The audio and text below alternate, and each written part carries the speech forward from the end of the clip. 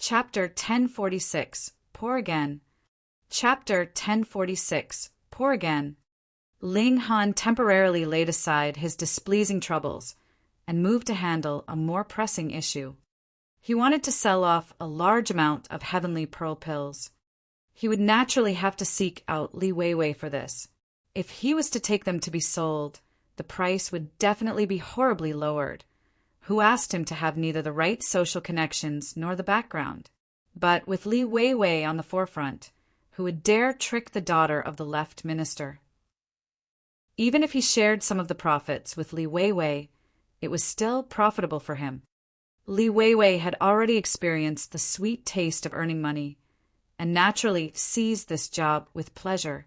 However, when she saw the number of heavenly pearl pills, she couldn't help but exclaim in surprise, "What alchemy clan have you robbed?"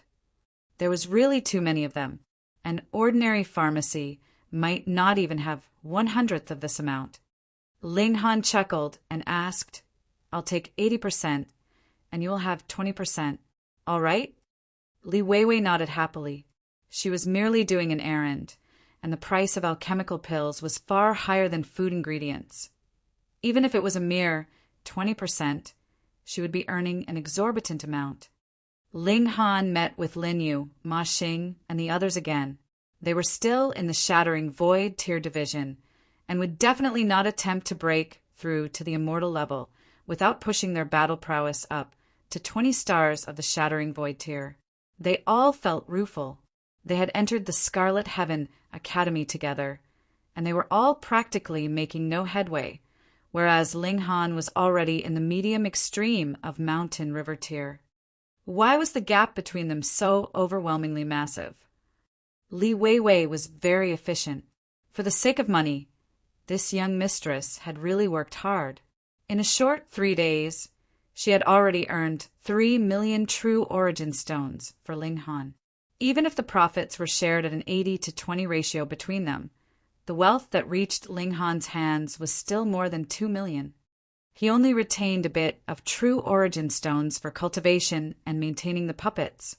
He traded the others for raw materials to be used to concoct the Jade Heaven Pill. A medium-extreme cultivator concocting a level 3 divine pill was a rather straining task. However, Ling Han had the Black Tower, so there was absolutely no need for him to worry about the heat of the flames. Furthermore, his divine sense was strong and much sturdier than any ordinary medium extreme cultivators. Hence, he was completely capable of concocting a level 3 divine pill. At the beginning, it was naturally a complete failure. In just over a month's time, he had already spent about 90% of the materials that had cost over 2 million. However, Ling Han finally saw the light of hope and managed to get some idea of an outline from his many failures. After failing for a few hundred to 1,000 more times, he should be just about succeeding. Just look at how he was burning through his cash. Even Ling Han felt a little heartache because it was absolutely not enough to invest just 2 million. He needed another big sum more or less the same amount. "I'm lacking money." Ling Han scratched his head. He had obviously just earned more than 2 million not too long ago, so how had he become a pauper in just an instant? Was there any spendthrift fool for him to trick? "Young master." In front of Zhao Luan, an extremely beautiful woman was kneeling. Upon a closer look, she actually looked quite similar to Shui Yinyu.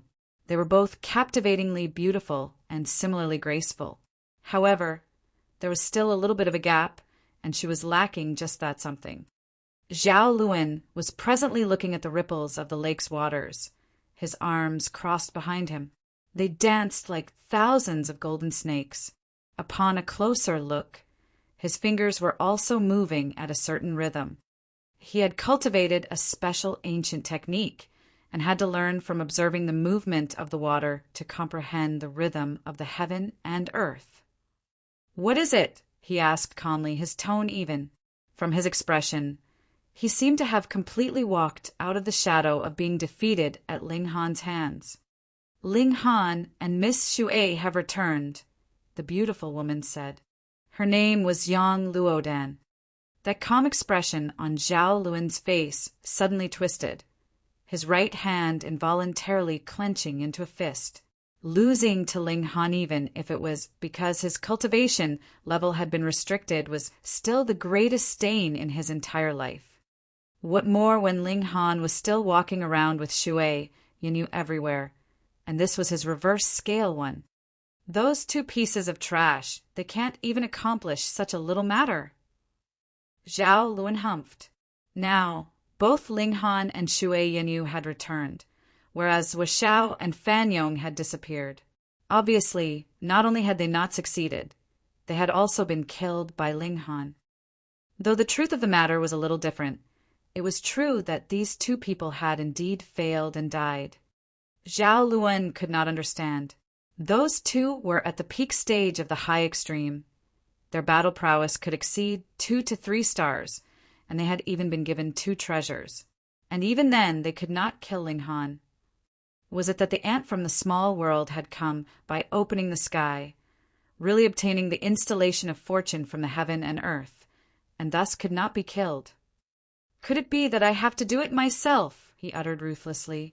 A red sun appeared behind him. Though it was very small, but compared to Mountain River Tier, it was a qualitative change. That ant from the small world was presently a man of the 9th king. How many would dare to oppose Ling Han on the surface? Were they not afraid to provoke the anger of the 9th king? Then, putting aside Zhao Luan, even if great General Zhao stepped out, it was useless. Young master, why don't we ask someone from the Dark Night Hall? Yang Luodan suggested. Zhao Luan's expression clenched involuntarily. He humphed and exclaimed, "How dare you?" The Dark Night Hall was the public enemy of the 3 great majestic empires. Zhao Luan himself was the son of the great general.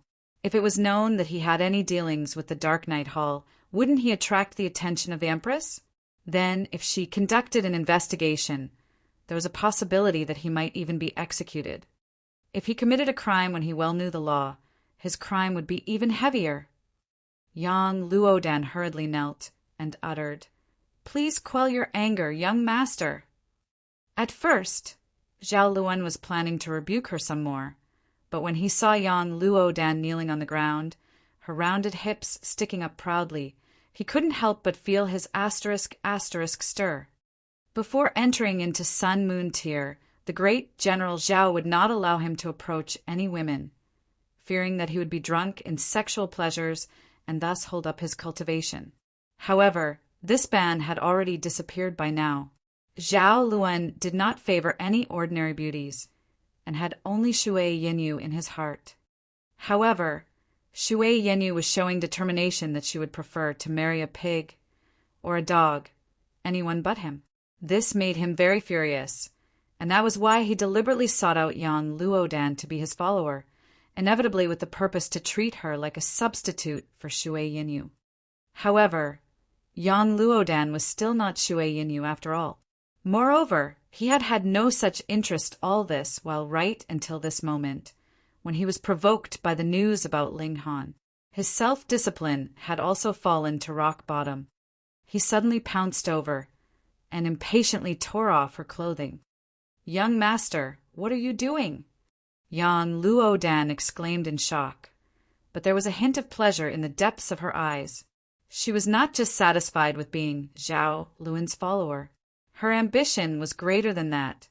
She wanted to become the young mistress of the general's residence. Sticking out his waist, Zhao Luan had entered into Yang Luodan and began to madly thrust into her. Yang Luodan wrapped her arms around Zhao Luan, a hint of a smile around the corners of her lips. The first step of her plan had already succeeded. "Young master, what do you think about my idea? We can conceal our identities. In any case, the Dark Night Hall only recognizes money and not people," she continued while panting. Merely satisfying Zhao Luan's **** was useless, would only treat her like a tool for him to release his frustrations. How could Zhao Luan have his usual judgment in this kind of situation? He nodded his head absent-mindedly and replied, You will be in charge of this matter." After he said this, he greedily sucked young Luodon's breasts, imagining her to be Shui Yenyu, and couldn't help but be even more excited than before. Ling Han had already expended all the materials, and was still unable to concoct the Jade Heaven Pill. Now that his pocket was empty, he could only concoct some more heavenly pearl pills to earn money in order to fund alchemy with alchemy. Time passed very quickly, and in the blink of an eye, 5 months had passed. For cultivators, 5 months was really just a blink of an eye. There was not much difference between 5 months for cultivators and the passing of a few days for ordinary people. But for Ling Han, 1 month's time was enough for him to experience a massive change. The Jade Heaven Pill was finally concocted, and he, too, had stepped into the late stage of the medium extreme. Chapter 1047, Conspiracy. Chapter 1047, Conspiracy. Divine pills were quite expensive. However, there were much more level 1 and 2 alchemists than those better ones.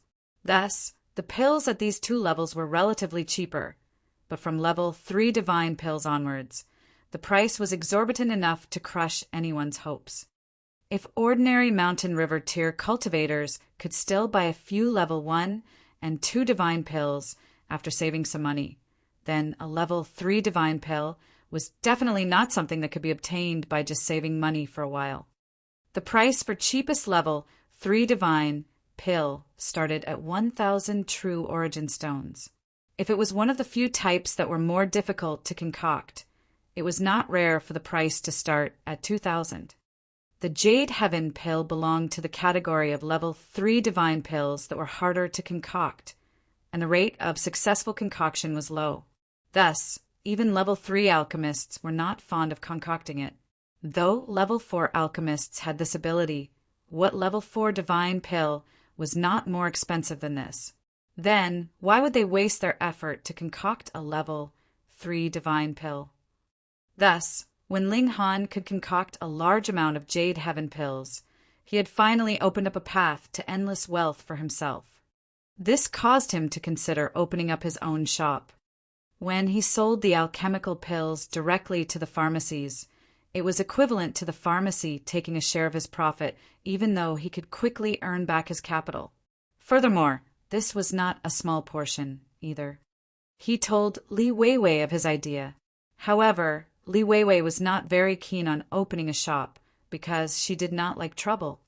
Thus, Ling Han went to discuss this with Shui Yenyu. In the end, the Shui clan still did not recognize him, although Ling Han did not care much for the opinion of the Shui clan.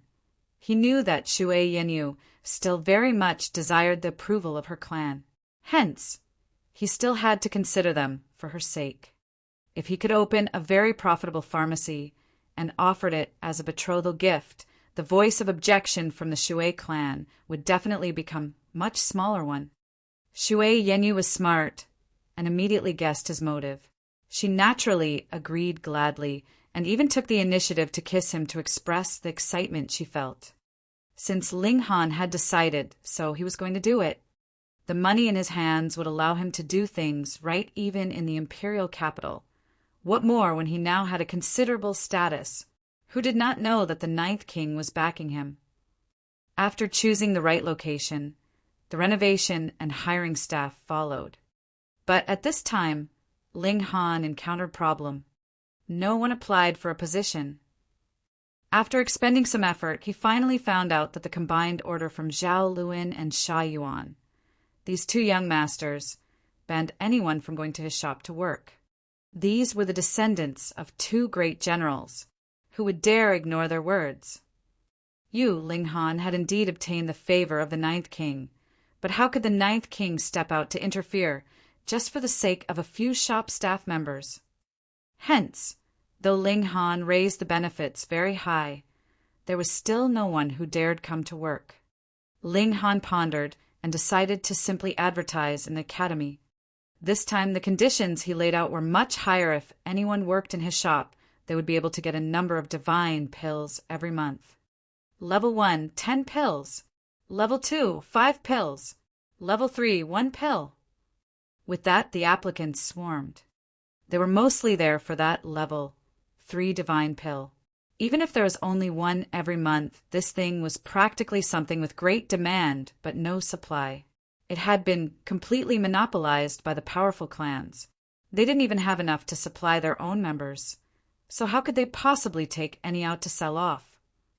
It was not that pharmacies did not have this kind of divine pills, but there were just a pitifully few of them every month. The moment they were placed on display, they were immediately sold out. Ling Han was generous and directly hired 10 people, dividing them into 2 shifts. In this way, the pharmacy successfully opened. Although the alchemical pills they sold were limited in variety, as there were only a pitiful 3 types in this era who would be afraid of not being able to sell out the alchemical pills they had in stock. Especially the Jade Heaven pill. Even if its price was tagged at 2,000 apiece, it was still fought madly over, causing Ling Han to have no choice but to change the selling method. Every day, there was a limited supply of 5, and one person could only buy 1. There was nothing else that could be done. The time to concoct alchemical pills was fixed, and he could only concoct 1 batch of Jade Heaven pills in a single day. Every batch would have 10 pills, and that would still be on condition that Ling Han was working at full effort. Practically every 2 days, he would have to concoct a batch.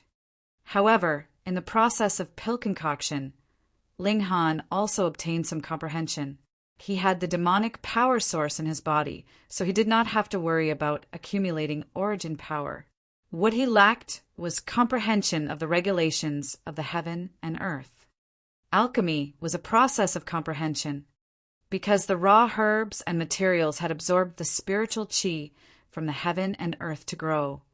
In the process of alchemy, he would interweave the divine patterns in them, which was the embodiment of the regulations of heaven and earth. The more alchemical pills he concocted, the deeper became Ling Han's comprehension of the regulations of the heaven and earth. As the saying goes, all the techniques in this world share the same roots. So this is the principle. Ling Han nodded. However, alchemy would only raise one's comprehension of cultivation. As for martial arts techniques or secret techniques, they would be up to him to cultivate on his own. Thus, aside from alchemy, Ling Han placed his complete focus on cultivating the fast technique. This sword technique was created by the sword saint who had also been known for being invincible. This was definitely the highest level secret technique in the immortal realm. Since he could cultivate it, he would naturally not waste this opportunity. Big Brother Luen, I found a death warrior. In the great General Zhao's manor, Yang Luodan was lying in Zhao Luen's arms. He was supplied by the Dark Night Hall with the cultivation level of consummate level of the Mountain River tier. But even an elite at the consummate level of the Sun Moon tier would only think he is in the medium extreme of the Mountain River tier. Furthermore, he has also cultivated a secret technique. The moment he uses it, his battle prowess would spike up to pseudo Sun Moon tier, but he would only have an hour's life. Let him go and challenge Ling Han. After he has killed Ling Han, he would soon die as well and would not leak any secrets. Yang Luodan revealed a dangerous smile. She intended to become the young mistress of the great general's residence, so she naturally had to remove a thorn like Ling Han. Otherwise, he would not just be a humiliation of Zhao Luen, but hers as well. Zhao Luen was quiet for a moment, and then said, "Did you leave behind any loose ends?" "None. I disguised myself 3 times over to change my appearance and bearing. The people of the Dark Night Hall could not possibly know who I am," Yang Luodan vowed solemnly. "Good. Then let him go and challenge Ling Han." Zhao Luen nodded. Otherwise, it was too difficult to kill Ling Han in the imperial capital. Even the Dark Night Hall could not find a chance to do it. However, the Dark Night Hall asked for a price of 300,000 true origin stones, Yang Luodan said with a little hesitation. 300,000. Even a rich young master like Zhao Luen almost jumped up in shock, dumbfounded, but he immediately controlled himself and said, "Agree to their demand." "Humph! as long as they can kill that lowly commoner. So what if I have to spend 300,000? Moreover, there will definitely be a betting pool.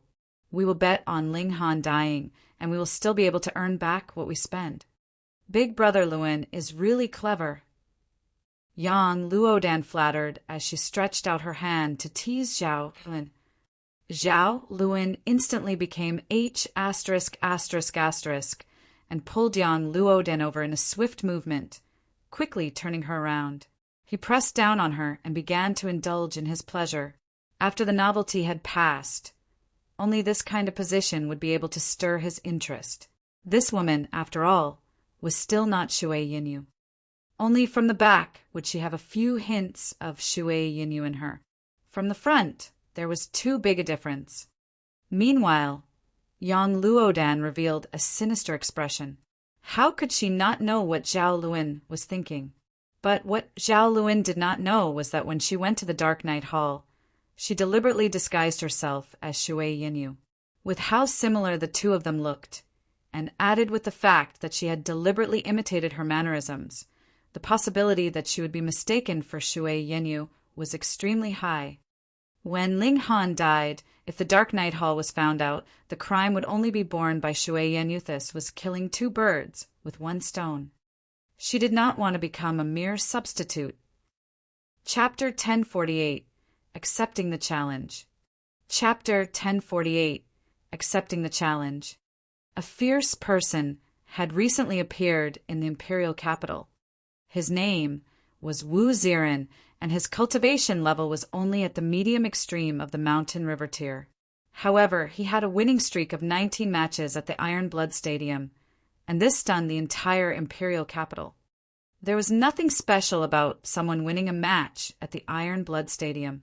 However, winning anything above 3 matches was insanely hard, as the Iron Blood Stadium would send elites to battle anyone who reached a winning streak of 3 or more matches. They would do everything in their ability to end the competitors' streaks. No one was exempt from this, not even Zhao Luin or Sha Yuan. Neither of them had received preferential treatment when they had battled at the Iron Blood Stadium. Moreover, one was fully responsible for their own life and death once they entered the Iron Blood Stadium to battle. It was extremely normal for one to be severely wounded during battle, and it was even possible that one would be killed. Someone ferocious enough to achieve a 10-match winning streak would only appear every 1 year or so, and someone brilliant enough to achieve a 15-match winning streak would only appear once every 100 or so years. Meanwhile, someone prodigious enough to achieve a 20-match winning streak would only appear every 1,000 or so years. Thus, being able to reach a 19-match winning streak, Wu Ziren naturally caused a huge stir in the imperial capital. Moreover, Wu Ziren suddenly surprised everyone by issuing a challenge to Ling Han and inviting him to battle at the Iron Blood Stadium. He wanted to use Ling Han as a stepping stone on his way to a 20-match winning streak. The residents of the imperial capital were instantly filled with fervor and anticipation. Ling Han had also shot to fame through a single battle, back when he had insta-killed by UNC and crushed Zhao Luin when battling at the same cultivation level. It had seemed as if he was going to surpass Zhao Luin and become the strongest cultivator of the younger generation. Could Wu Ziren challenge Ling Han's lofty status? The battle had yet to begin, yet bets were already being placed. The gambling businesses had already released the odds for the two of them. As before, these odds weren't directly related to who would win or lose. Rather, these odds were related to who would win, and in how many exchanges. This was because an elite had claimed that Wu Ziren's strength was definitely no weaker than that of Ling Han. Thus, the odds for the various betting options were quite attractive. For example, the payout for Ling Han being able to defeat Wu Ziren in 10 exchanges and Wu Ziren being able to defeat Ling Han in 10 exchanges were 3 and 4, respectively. This rate was extremely high, yet it was still nowhere near the insane payout rate of 100 from before. After all, Ling Han was no longer an unknown and untested youth. Meanwhile, Wu Ziren had also displayed his overwhelming strength. Neither of them could be considered a pushover. The Iron Blood Stadium was very proactive, and they voluntarily came forward with an attractive proposition for Ling Han. They would pay him 20,000 true origin stones as long as he accepted the challenge. If he were to win, they would reward him with an additional 100,000 true origin stones. Ling Han was swayed by this rich offer. He made some calculations in his mind. Right now, he only refined 1 cauldron of Jade Heaven pills every 2 days, with cauldron yielding 10 pills, and each pill selling for approximately 2,000 true origin stones. In other words, he earned around 10,000 true origin stones per day. If he accepted the challenge, just his appearance fee alone would be double what he earned per day. Moreover, there was even a chance for him to win an additional 100,000 true origin stones. I'll fight. Although it looked like he was robbing money by selling extremely expensive pills every day, he still needed to pay rent for his store, no? This was the imperial capital, after all, and each inch of land was worth its weight in gold. In addition, he had opened this store with Shui Yinyu, so he naturally needed to share the profits with her as well. The main reason for this was to show the Shui clan his capability. Furthermore, he still needed to learn the last pill recipe, the level 4 divine pill, the mysterious azure pill. This would require a huge amount of wealth, and if he didn't have a significant income each day, this would merely be an intangible dream. From this, one could imagine how very expensive it was to raise an alchemist. However, he was unfamiliar with Wu Ziren, and didn't know how strong Wu Ziren was either. As such, he didn't know how many exchanges it would take for him to defeat Wu Ziren. With this in mind, he didn't place any bets.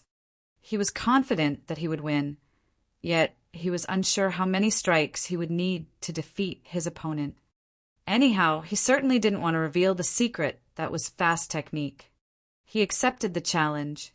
The imperial capital brimmed with fervent excitement when news of this spread. Everyone fought to buy tickets, and in the end it became extremely difficult to obtain even one ticket.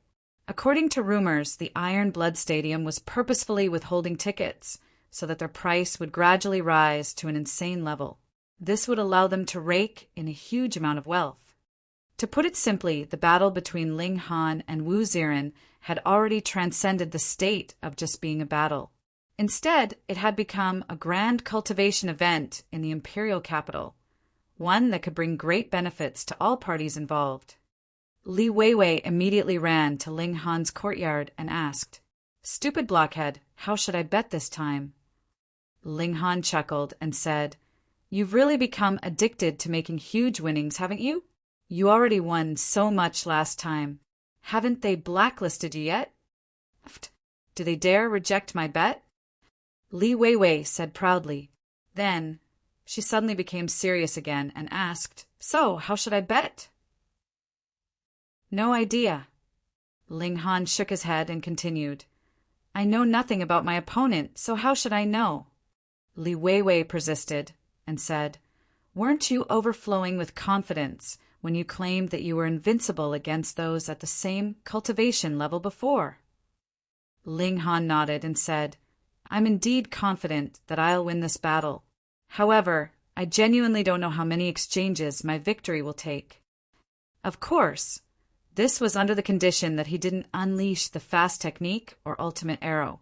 Otherwise, he was 90% confident that he would be able to achieve victory in a single exchange. Li Weiwei shook her head and grumbled, "Humph! How boring!" There was no option of just picking a Vita this time. A thought occurred to Ling Han, and he asked, "Have you ever investigated this Wu Ziren before?" Wu Ziren. There isn't such a person, one. Li Weiwei clapped her hands together and said, "Wait for me. I'll go investigate for you right away." Are you extremely touched by my offer? The daughter of the left minister is running around and completing errands for you. Ling Han chuckled and said, "Of course I'm touched. I must be touched." Li Weiwei nodded in satisfaction and left. She was extremely efficient. It was probably better to say that the office of the left minister was extremely efficient, and Ling Han received the information that he wanted in 3 days.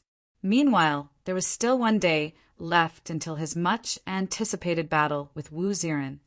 Blockhead, all of the traces point to the Dark Knight Hall. Li Weiwei became serious and continued. There's a 70 to 80% likelihood that Wu Ziren is an assassin from the Dark Knight Hall. They're finally making a move again. Ling Han had found it strange that there had been no movement from the Dark Knight Hall, even though Zhou Gaoyang and Yin Yuanxiang had already been dead for the best part of half a year. So it turned out that they had come up with a completely new plan this time. They were coming for him openly.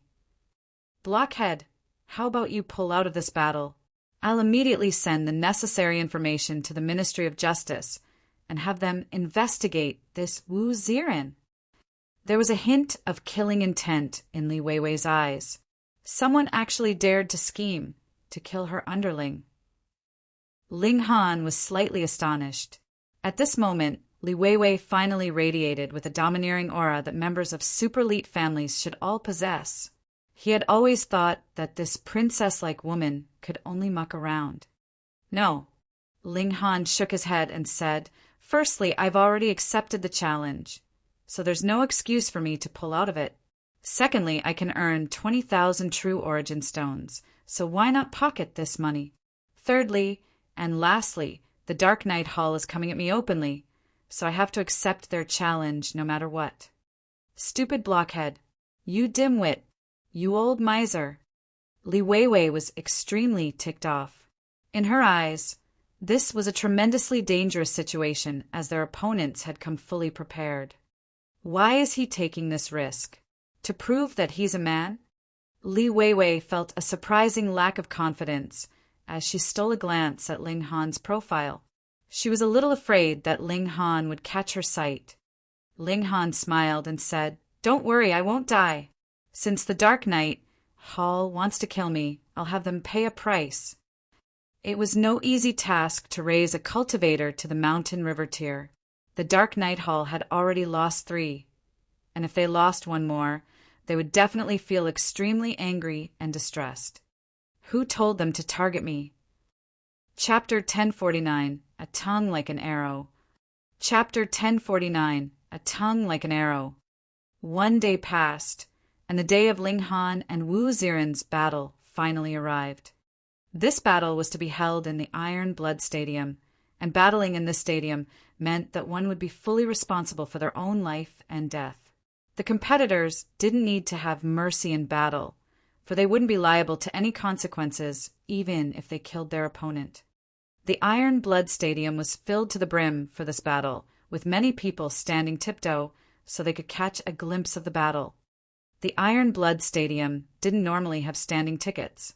However, this battle had attracted far too many people, with entrance tickets having already reached a resale value of 50 true origin stones each.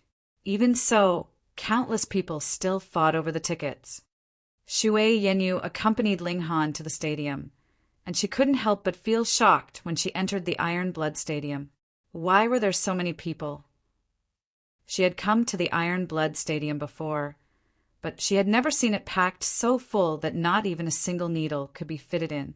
The stadium was truly packed to the brim with people. Fortunately, the Iron Blood Stadium had sent people to wait for Ling Han as he was one of the competitors today. They immediately took him to a special passageway, allowing him and Shui Yinyu to enter stadium smoothly. There was still some time until the battle, meaning that Ling Han could still rest for a short while.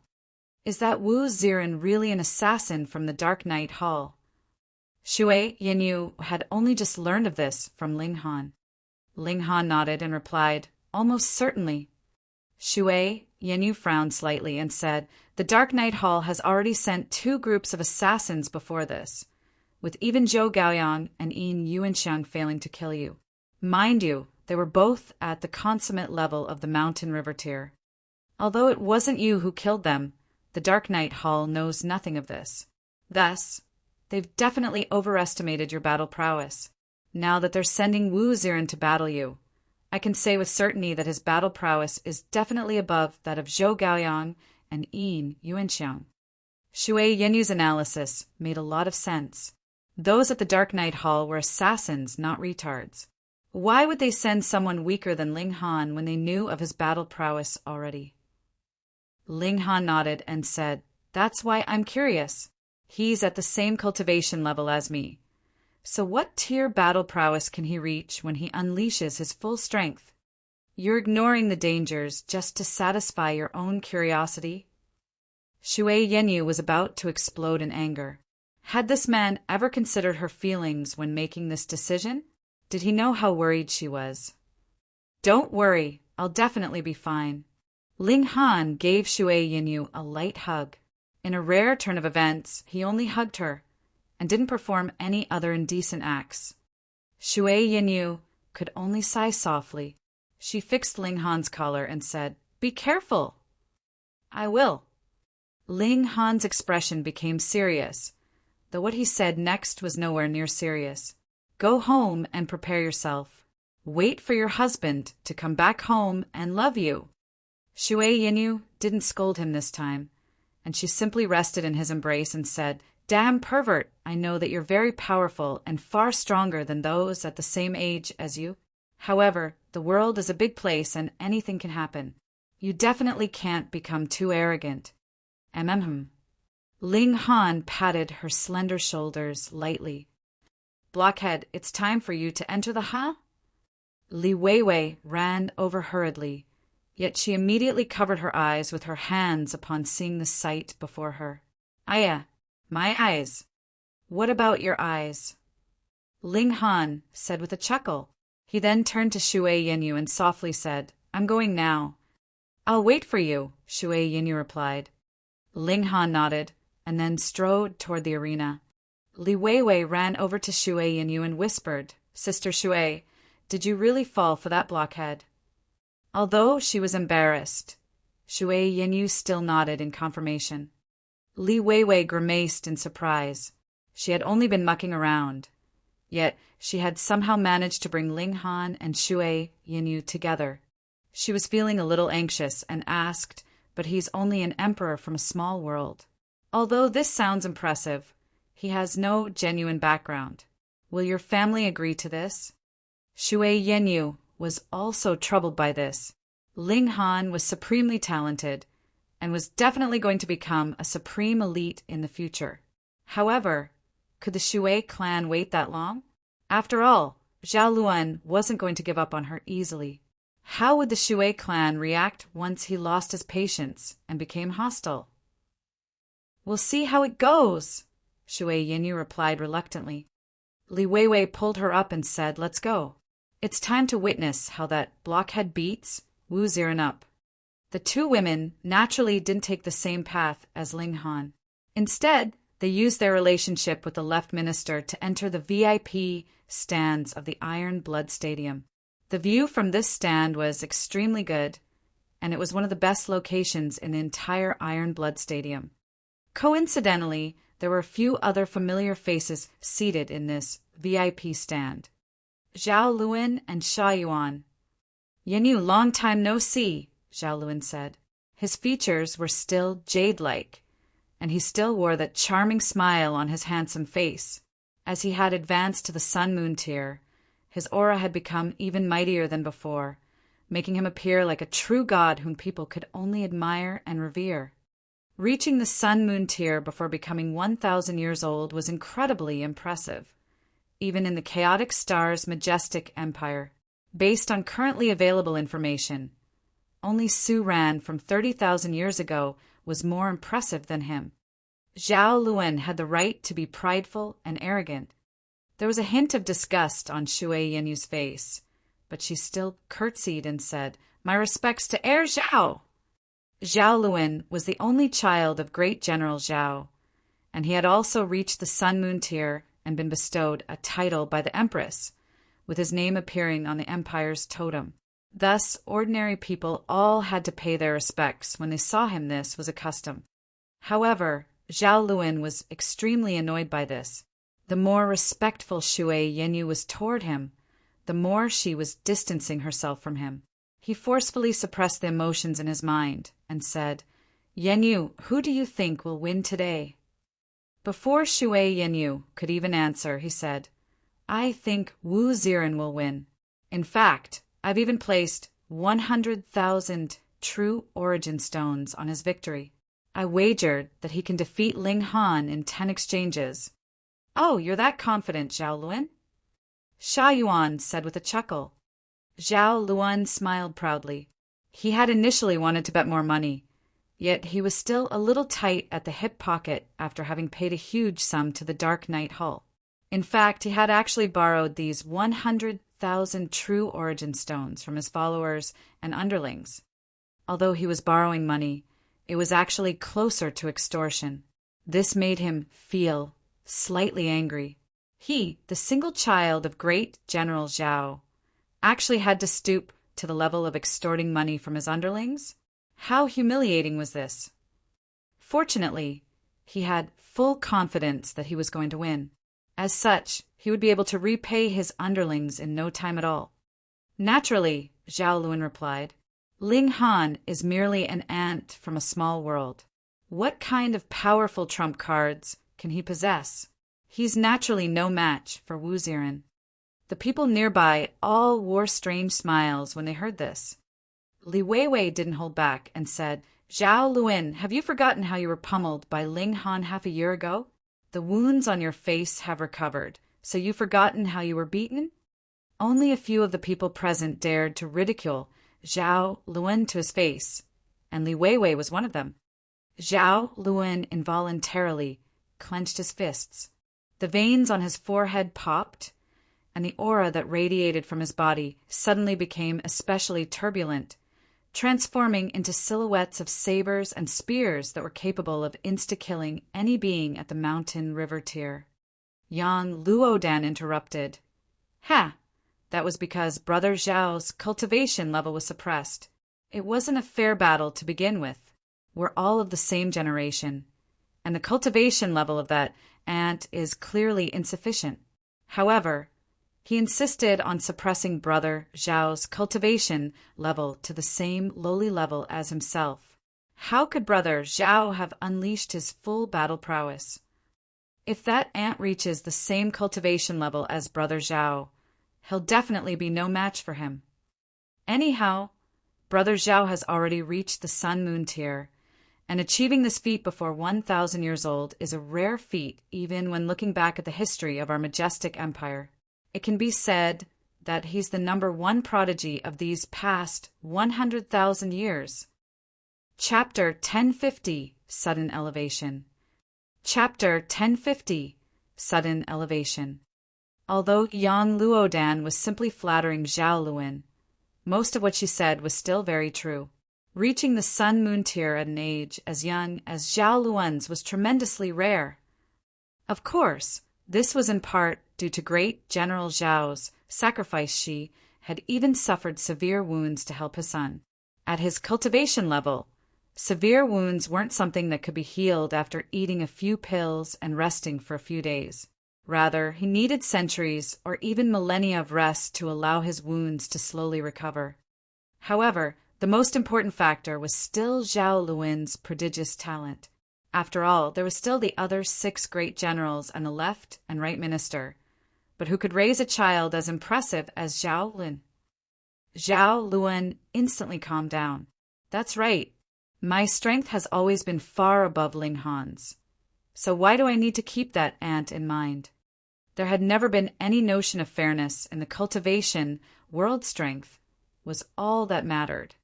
Yanyu, I'll propose our marriage to the Shui clan once this battle is over. Zhao Luan said calmly. He had already given Shui Yanyu enough freedom. Since he had already reached the Sun-Moon tier, it was high time that he took this seductive beauty as wife.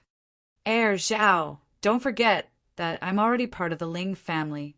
I'll never fathom marrying a second husband, so please don't bother me any more. Zhao Luan chuckled coldly and said, What's the point of staying with a dead person? Ignore him. Let's go. Li Weiwei dragged Shui Yanyu to a relatively distant place to sit down. Brother Zhao, let's sit down as well. Yang Luodan also went to tug at Zhao Luan.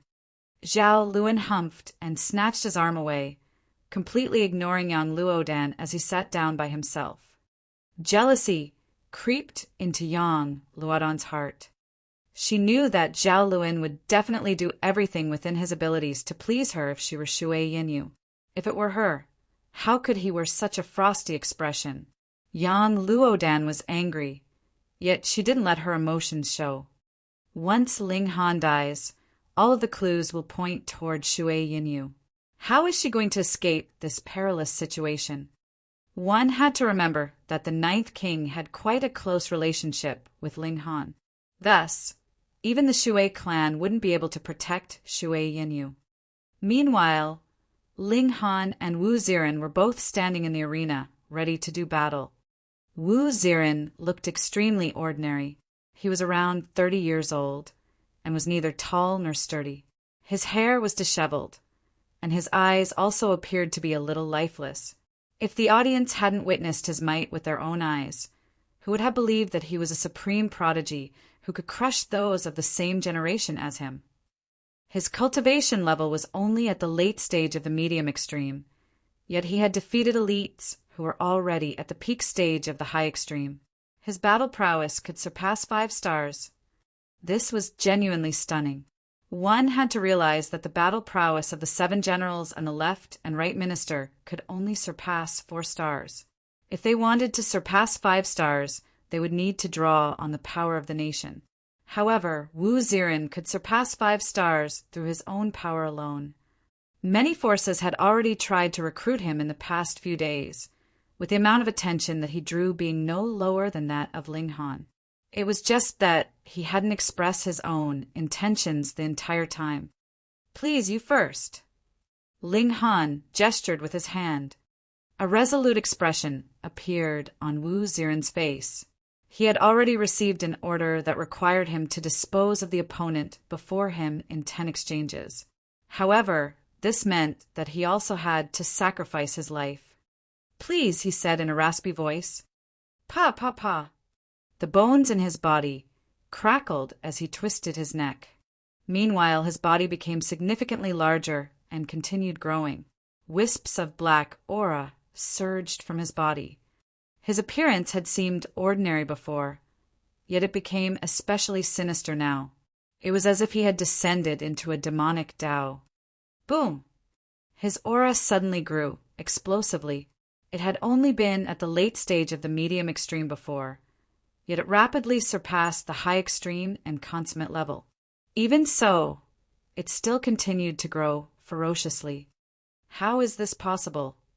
Isn't he at the medium extreme? How has his aura suddenly surpassed the consummate level? His aura shouldn't grow so much even if he's breaking through on the spot. Anyhow, there should appear heavenly tribulation if he was genuinely breaking through. Gasp! What kind of secret technique can allow one to grow 2 minor levels and surpass at least 9 stars? It's more than 9 stars. The might of his aura isn't as simple as the peak stage of the consummate level. In fact, it's soaring toward the pseudo-sun-moon tier. It's 10 stars, perhaps even 11 stars. Impossible. Definitely impossible. Even 5-star geniuses only exist in legends. 6-star geniuses are more so unheard of. So how can there be a 10 or even 11-star genius? 6-star geniuses do indeed exist. When this old man was still young, I once went to the 2-realm battlefield to cultivate my skills. I saw a 6-star genius there, and even heard of the existence of a 7-star genius. The reason why such geniuses don't exist here is because the cultivation level of the Joint Peace Planet is merely capped at the heavenly body tier. No, this person is definitely not a 10-star genius. His original cultivation level is already at the peak stage of the consummate level. It's just that he used some secret technique to change his aura. Right now, he's simply using some other secret technique to forcefully raise his battle prowess. There were a dozen or so sun-moon tier elites seated somewhere in the stands and discussing something among themselves. One of the elders had remained silent the entire time. However, an expression of pure shock suddenly spread across his face, and he yelped, "Demonic chi!" "Elder, and what's demonic chi?" the other Sun Moon Tier elites asked. They all seemed very respectful toward this elder. This elder's surname was In, and he was an elite at the consummate level of the Sun Moon Tier. He was a top echelon elite even in the imperial capital of the Majestic Empire. Only a tiny number of people had a higher cultivation level or status than him: the 7 generals, the left and right minister, the 9 kings, and Empress Lanxing. Moreover, this elder and was indeed old enough as well. He had traveled far and wide when he was young, and he had even traveled beyond the Joint Peace Planet before. His experiences were especially rich. I'm sure you all know that there's a netherworld in addition to our immortal realm, right? Elder and didn't answer their question, and instead asked a question back at them. The elites around him nodded. They had indeed heard that there were weak points between the 2 realms located on other planets. These weak points formed passageways, and it was in these passageways that the elites of the immortal realm and netherworld would engage in intense and bloody battles. The Joint Peace Planet was extremely fortunate and didn't possess any such weak point. Otherwise, how could there be conflict between the 3 majestic empires? If there were a weak point, all of their time and resources would be spent on defending against the netherworld. The wisps of black aura radiating from that person's body are none other than demonic chi. Elder N's voice was extremely certain, and he continued, "Back when I was young, I once traveled to the 2-realm battlefield and fought against many cultivators from the netherworld. Thus, I'm especially familiar with demonic chi." What? That person is actually a cultivator from the netherworld? Those around Elder and all exclaimed in surprise. This was a stunning turn of events. If a warrior from the netherworld appeared here, did that mean that the Joint Peace Planet also had a passageway that linked the 2 realms? No, that person is most likely from the immortal realm. However, demonic chi has been sealed into his body. Strange. When I was still at the 2-realm battlefield, I often saw people investigating demonic chi. However, those who tried to absorb demonic chi into their bodies would only end up dying. The regulations of the netherworld are completely different from those of the immortal realm, with each opposing the other. Trying to have them coexist is simply impossible. There was a look of surprise and confusion on Elder N's face. "Should we stop the battle?" someone asked. Another person immediately shook their head and said, "In order to achieve their so-called fairness, the Iron Blood Stadium seals the entire battlefield once the battle begins. Breaking this seal will take quite a while, even for someone at the peak stage of the Sun Moon Tier. Only great elites at the Heavenly Body Tier can break this seal quickly." However, this was merely a battle between 2 cultivators at the Mountain River Tier, so how could it attract great elites at the Heavenly Body Tier? That's right. Elder and suddenly clapped his hands together and stood up, saying, "Although I don't know how he did it, I'm certain that he's taking advantage of the conflict between his body and the demonic chi to forcefully raise his battle prowess. However, the price of doing this is definitely tremendous." Chapter 1051, The Moment of Life and Death. Chapter 1051, The Moment of Life and Death. Everyone nodded. Even though the consummate level of Mountain River Tier was a mere step away from the Sun Moon Tier, this single step was incomparably far. Pseudo-Sun Moon Tier was the battle prowess that was truly incredibly close to the Sun Moon Tier, but this cultivation level only existed in theory, normally speaking. However, some elites had deduced that only a 7-star genius would be able to force their way into battle prowess on the level of pseudo-Sun Moon Tier when they were at the peak stage of consummate level. But even a 5-star genius only existed in myths, so where would they find a 7-star genius? Thus, no matter what secret technique had been used to allow one's battle prowess to rise up to 7 stars or even more than that, the price paid would definitely be huge. It was possible that after this one burst of power, the user would directly be crippled or even die. This is an assassination, someone realized.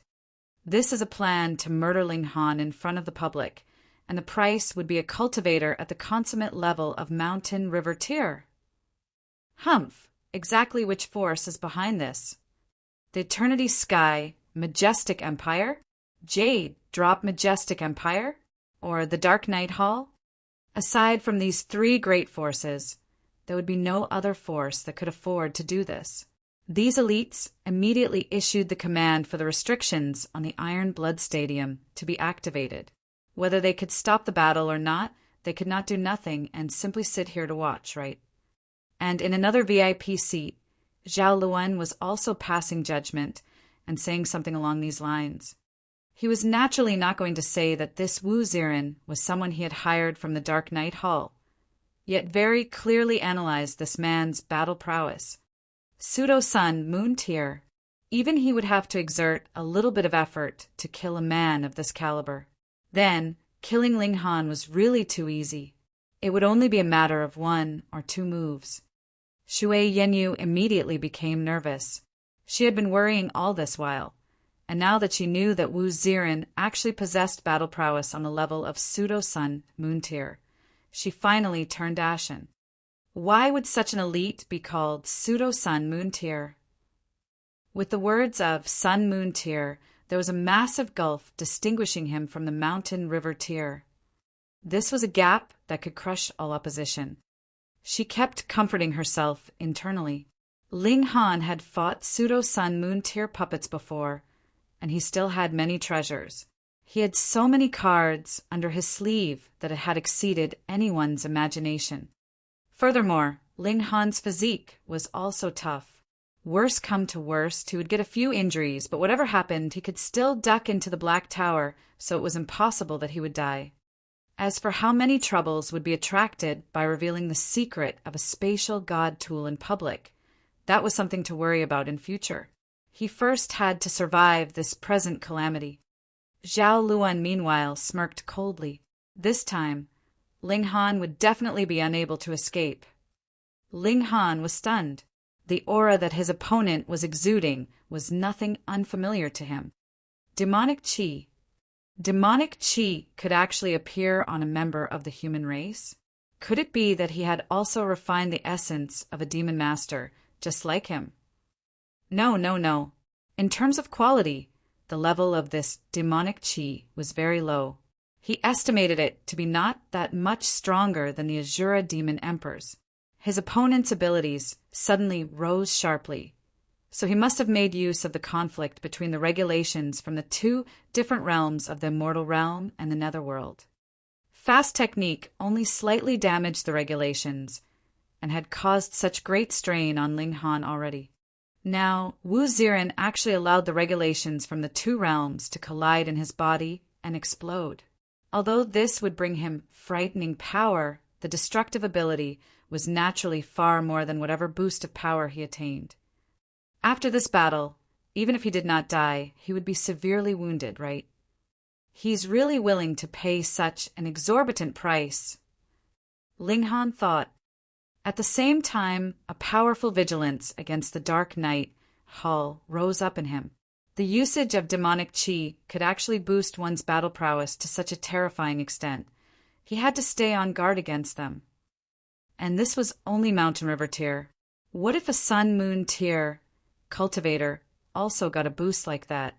Wouldn't he then be capable of matching Heavenly Body Tier? If there were more of them, wouldn't they be able to gang up on and kill a Heavenly Body Tier elite? Yet he was overthinking things. It was definitely not just anyone that could endure the barrage of demonic Qi, and it was not just anyone who would have that kind of resolve to sacrifice their life to have a brilliant battle. Even in the Dark Night Hall, there was a limited number of such death warriors. Die. Wu Ziren boosted his battle prowess to its peak. Boom, his aura turned solid, and he became like a great demon god that could destroy the heavens and earth. Then he delivered an attack at Ling Han. He raised his hand, and a fist punched out towards Ling Han. One fist turned into something about the size of a house, and vacuum actually formed behind it, the space itself twisting due to the force produced as it flew forward. This was absolutely dominating power. Even Ling Han could possibly be pounded directly into mush if he took a punch head-on. Level 3 godly metal was definitely incapable of blocking the power of the Sun-Moon tier. How could it be blocked? Ling Han retreated, but this was the Iron Blood Stadium. The battleground was indeed very big, but however big it was, there was a limit to its size. Very soon he had retreated to the wall, and Wu Ziren's punch had also arrived with all its overwhelming force. Ling Han released a soft shout, and his whole person stood on the wall. He pushed out his right hand and extended it to its maximum, his whole person turning into a perfectly straight line. His hand, meanwhile, was gripping a brick. It was precisely the absolute beginning stone. Pum! As the punch arrived, blood sprayed out.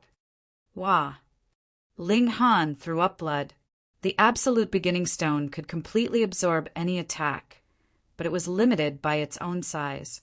Though he had turned his body into a straight line, trying to hide as much as he could behind the absolute beginning stone, it was still unable to completely shield his body. H.I.'s right shoulder had completely been turned into mush, and he had also lost half his right foot. His left leg, meanwhile, along with his groin, was 1/3 smaller than before. However, he had survived this attack. With the channeling of a drop of indestructible true fluid, in that one instant, all the injuries on Ling Han's body recovered completely. Immediately, he had returned to prime condition. He summoned the divine sword and used the fast technique. Wu Ziren was astonished and hurriedly stretched out his arms to protect his chest because he saw that the light of the sword was shooting towards his heart. However, he had just barely raised his arm when he discovered he could not exert any strength no matter how hard he tried had been blocked by the absolute beginning stone. And it was in that one moment that the divine sword had stabbed towards him. It was too fast. The tip of the sword entered his body, piercing his heart. Die with me. Wu Ziren's eyes were bloodshot. He suddenly opened his mouth and spat out a sound wave. This sound wave actually turned into a few hundred black-colored swords. Demonic qi twined around them, and they shot towards Ling Han. The regulations of the two realms were different.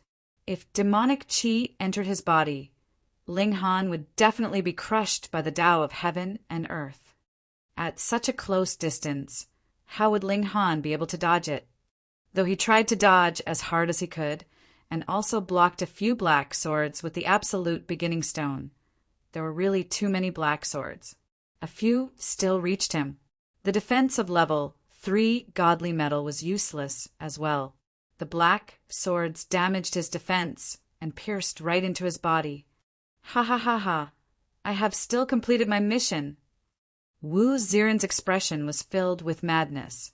He was really a maniac. His heart had already been pierced, and he had still not died immediately. True, his body had been damaged by the regulations of the two realms. He was destined to die after this battle.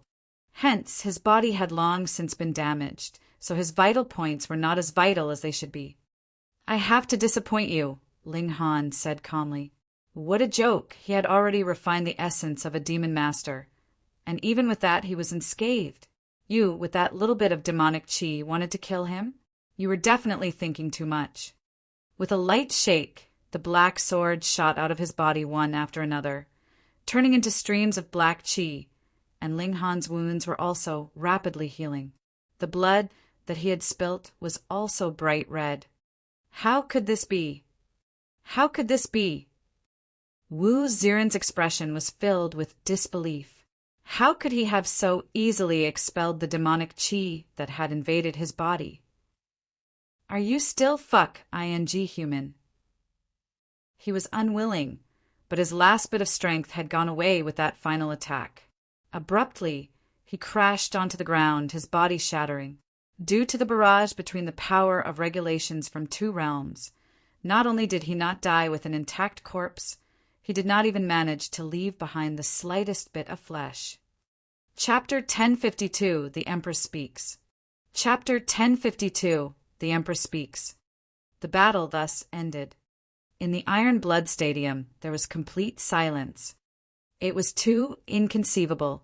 This sudden turn of events was really too dramatic and happened too quickly. Wu Ziren was someone that possessed battle prowess on the level of pseudo-Sun Moon tier. Even if an elite in the low extreme of the Sun Moon tier stepped up, he would still have to exert a little effort to suppress Wu Ziren.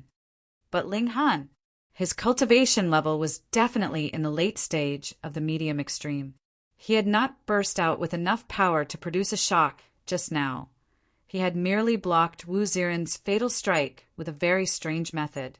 He had also struck with his sword at an inconceivably fast speed and ended the battle. Strange, this was too strange. An elite at pseudo-Sun Moon tier was actually killed so simply. Everyone was tweaking their ears and scratching their cheeks in frustration. No matter what, they could not accept this conclusion. They had obviously seen it with their own eyes, but none of them could accept this fact because this far exceeded common sense. Perhaps there really was a 10-star genius in this world, but the battle prowess that Ling Han had shown previously had definitely not reached that level. Strange. This was too strange. The brick in that brat's hand. Finally, someone spotted this clue. Otherwise, in that kind of dangerous situation, what reason would Ling Han have for taking out a brick? But what kind of brick was that? It obviously did not have any divine patterns flickering on it, so it should not be a god tool, yet it was capable of dispersing the attack of a pseudo-Sun Moon tier opponent. Ha ha ha ha, the damn blockhead has indeed won. Li Weiwei laughed, clapping her hands. Sha Yuan was also extremely shocked and exclaimed, "This is too inconceivable. He could still win in this kind of situation? Strange, strange, this is much too strange." Meanwhile, Zhao Luan looked like he had been struck dumb. For the sake of this battle, he had spent a whole 400,000 true origin stones. Just now he had boasted wildly, yet now reality gave him a heavy slap. Not only had Ling Han not died, he had turned the battle around and killed Wu Ziren. He lost his man, his face, and also his money. Zhao Luan, what were you saying just now? Li Weiwei giggled. She had never been a benevolent one. Since she now had the upper hand, she was naturally going to press her advantage. Zhao Luan's face was ashen. Although he was the son of a great general, 400,000 true origin stones was definitely not a paltry sum, and caused him great heartache.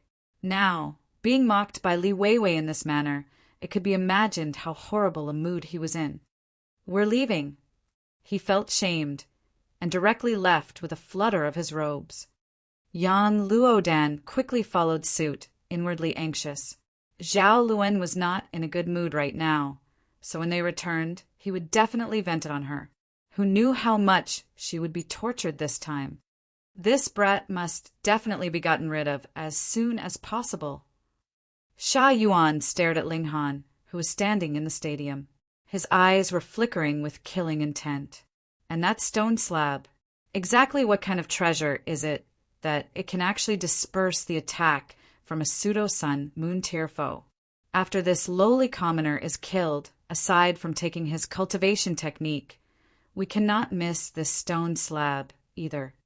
Only at this moment did the people in the Iron Blood Stadium finally release the restrictions and were able to enter into the stadium.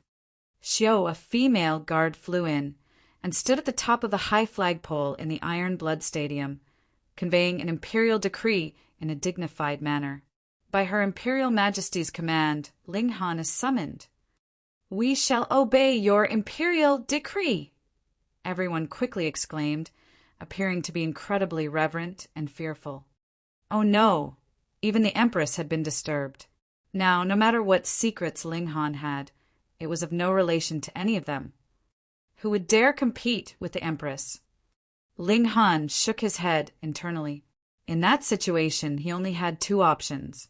Firstly, he could hide into the Black Tower, and secondly, he could use the Absolute Beginning Stone to excuse himself. Although he did not want to reveal the Absolute Beginning Stone, in comparison, the importance of the Black Tower far exceeded the former's. Thus, he chose to use the absolute beginning stone. This time, it was not the ninth king conveying a false imperial decree. Ling Han followed that female guard into the imperial palace. After passing through multiple layers of defense, they finally arrived at the imperial garden. "Your Imperial Majesty, Ling Han has been brought."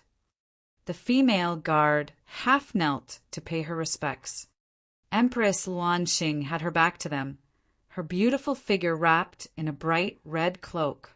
Only her beautiful cloud-like hair was visible, draping over her shoulders, slightly showing her slender nape and a little of her earlobe. Yet, she was filled with an enchanting grace that could make anyone's spirit and heart drunk.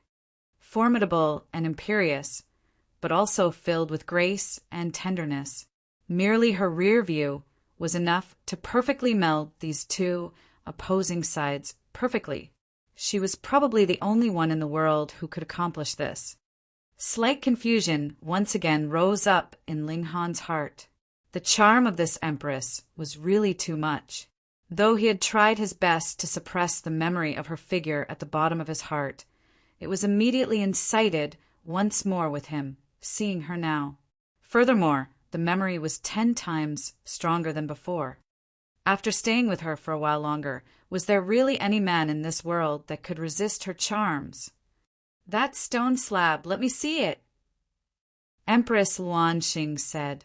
She was not at all reserved with Ling Han and directly spoke up. She was the ruler of the chaotic star's majestic empire and could give and take as she desired. Ling Han knew that he could not possibly resist.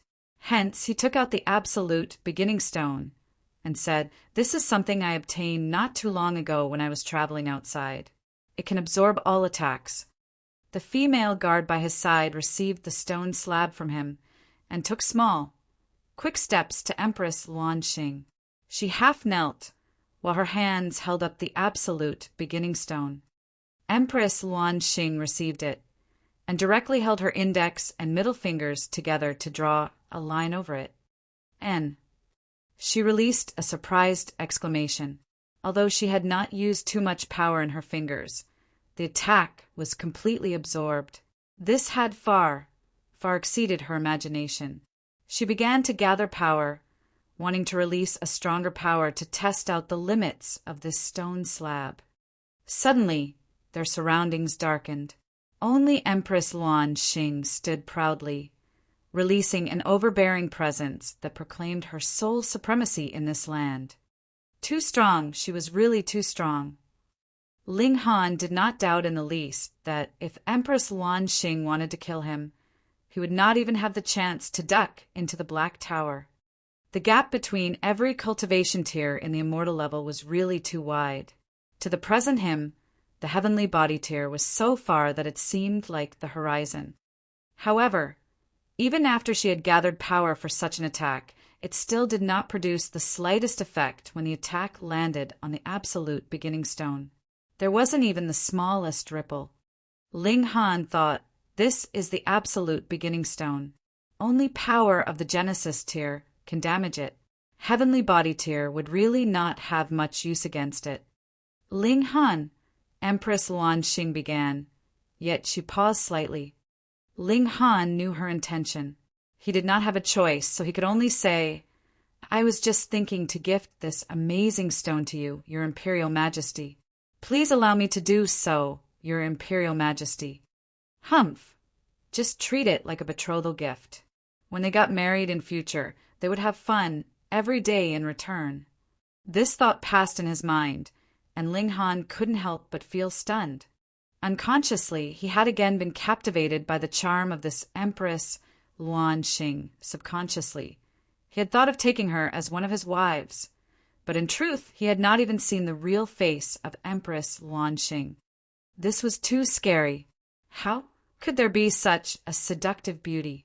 Shui Yenyu appeared to be graceful and elegant, but compared to her, they were completely of two different worlds. Empress Luanxing was very pleased. She was an overlord of this era, so how could she possibly open her mouth to ask for something from her subject?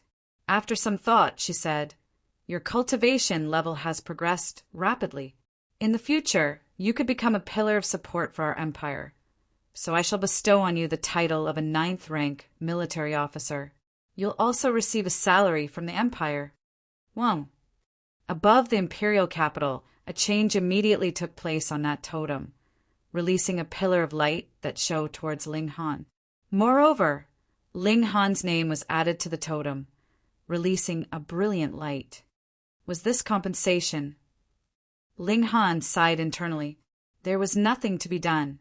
Since the Empress had that intention, he could not refuse. However, it was not bad that he got an official rank out of the deal. From this moment on, he could draw on power of the nation to cultivate and boost his battle prowess. More importantly, now that he had an official rank, he was no longer a hostage. It meant that he was finally a free man. Chapter 1053, Having an Official Rank. Chapter 1053, Having an Official Rank. After being bestowed with his title, Ling Han was led out of the imperial palace by the female guard. Empress Luanxing was very much interested in the absolute beginning stone and wanted to study it properly. Ling Han returned to the academy. Immediately, a group of people surrounded him, pulling him out for drinks. Too astonishing. He had killed his opponent, who had battle prowess of pseudo-Sun Moon tier. What kind of miracle was that? What? You have even now been bestowed the title of a 9th rank military general by Her Imperial Majesty. When they heard Ling Han reveal this, everyone was extremely stunned. Even though Li Weiwei, Ji Yin'er, Lin Yu, and the others were descendants of nobles, they had not been bestowed any titles. In theory, they had the same status as commoners. Of course, this was only in theory. No one would really treat them as if they were actual commoners. In the Empire, official ranks were an extremely valuable resource because one could use the power of the nation to speed up their cultivation rate after receiving one. Furthermore, as long as they were in the Chaotic Star's majestic empire, they would be able to use power of the nation to boost their battle prowess. Additionally, with an official rank, they represented the dignity of the empire, and no one would be allowed to humiliate them. Even if people like the left minister or the 7 generals wanted to deal with Ling Han, they would have to first mobilize the Ministry of Justice to investigate if Ling Han had indeed done something that was against the laws of the empire. Only then could they apprehend him. Otherwise, they would be challenging the authority of the Chaotic Star's majestic empire and would result in a punitive expedition from the great armies of the empire. This time, no one will dare make trouble for you. Lin Yu laughed loudly. Patting Ling Han's shoulder, he said, I truly envy you, being bestowed with an official rank of the empire so quickly. Normally, if you want to obtain the title of a 9th rank military general, you would have to kill at least more than 10,000 enemies. Ling Han was surprised and asked, Is it really so difficult? What do you think? Even Li Weiwei was slightly jealous. Even my father is only at 1st rank. Are you sure you are not flaunting your father? Ling Han asked, laughing. However, the rank of military officer cannot be inherited. Otherwise, it would be even more valuable, Ji Yin'er said. Ling Han nodded. Now, on the surface, he had really gotten a protective talisman. The official ranks of the empire only differed by being either low or high. They were all subjects of the Empress, and no one could use the authority in their hands in a conflict with another. Even if Ling Han now met with the left minister or the 7 generals, he would only need to pay his respects as a lower-ranking officer and needed not be reverent in their presence. It was harder to say when it came to those below the surface. At least, forces like the Dark Knight Hall had never recognized the authority of the 3 great majestic empires. As long as you could pay the right price, they would send someone out to dispatch your target. They could wait 10 years, 20 years, or even 100 years. After all, to immortals, their lifespan began from 100,000 years onwards, so wouldn't their waiting for 10 to 100 years be similar to an ordinary person waiting for a few months? They all drank too much. Shui Yenyu was especially happy. Now that Ling Han had been bestowed an official rank, the possibility that the Shui clan would recognize their marriage was now much higher. After they had had their fill of food and wine, they all dispersed. Ling Han had created a plan.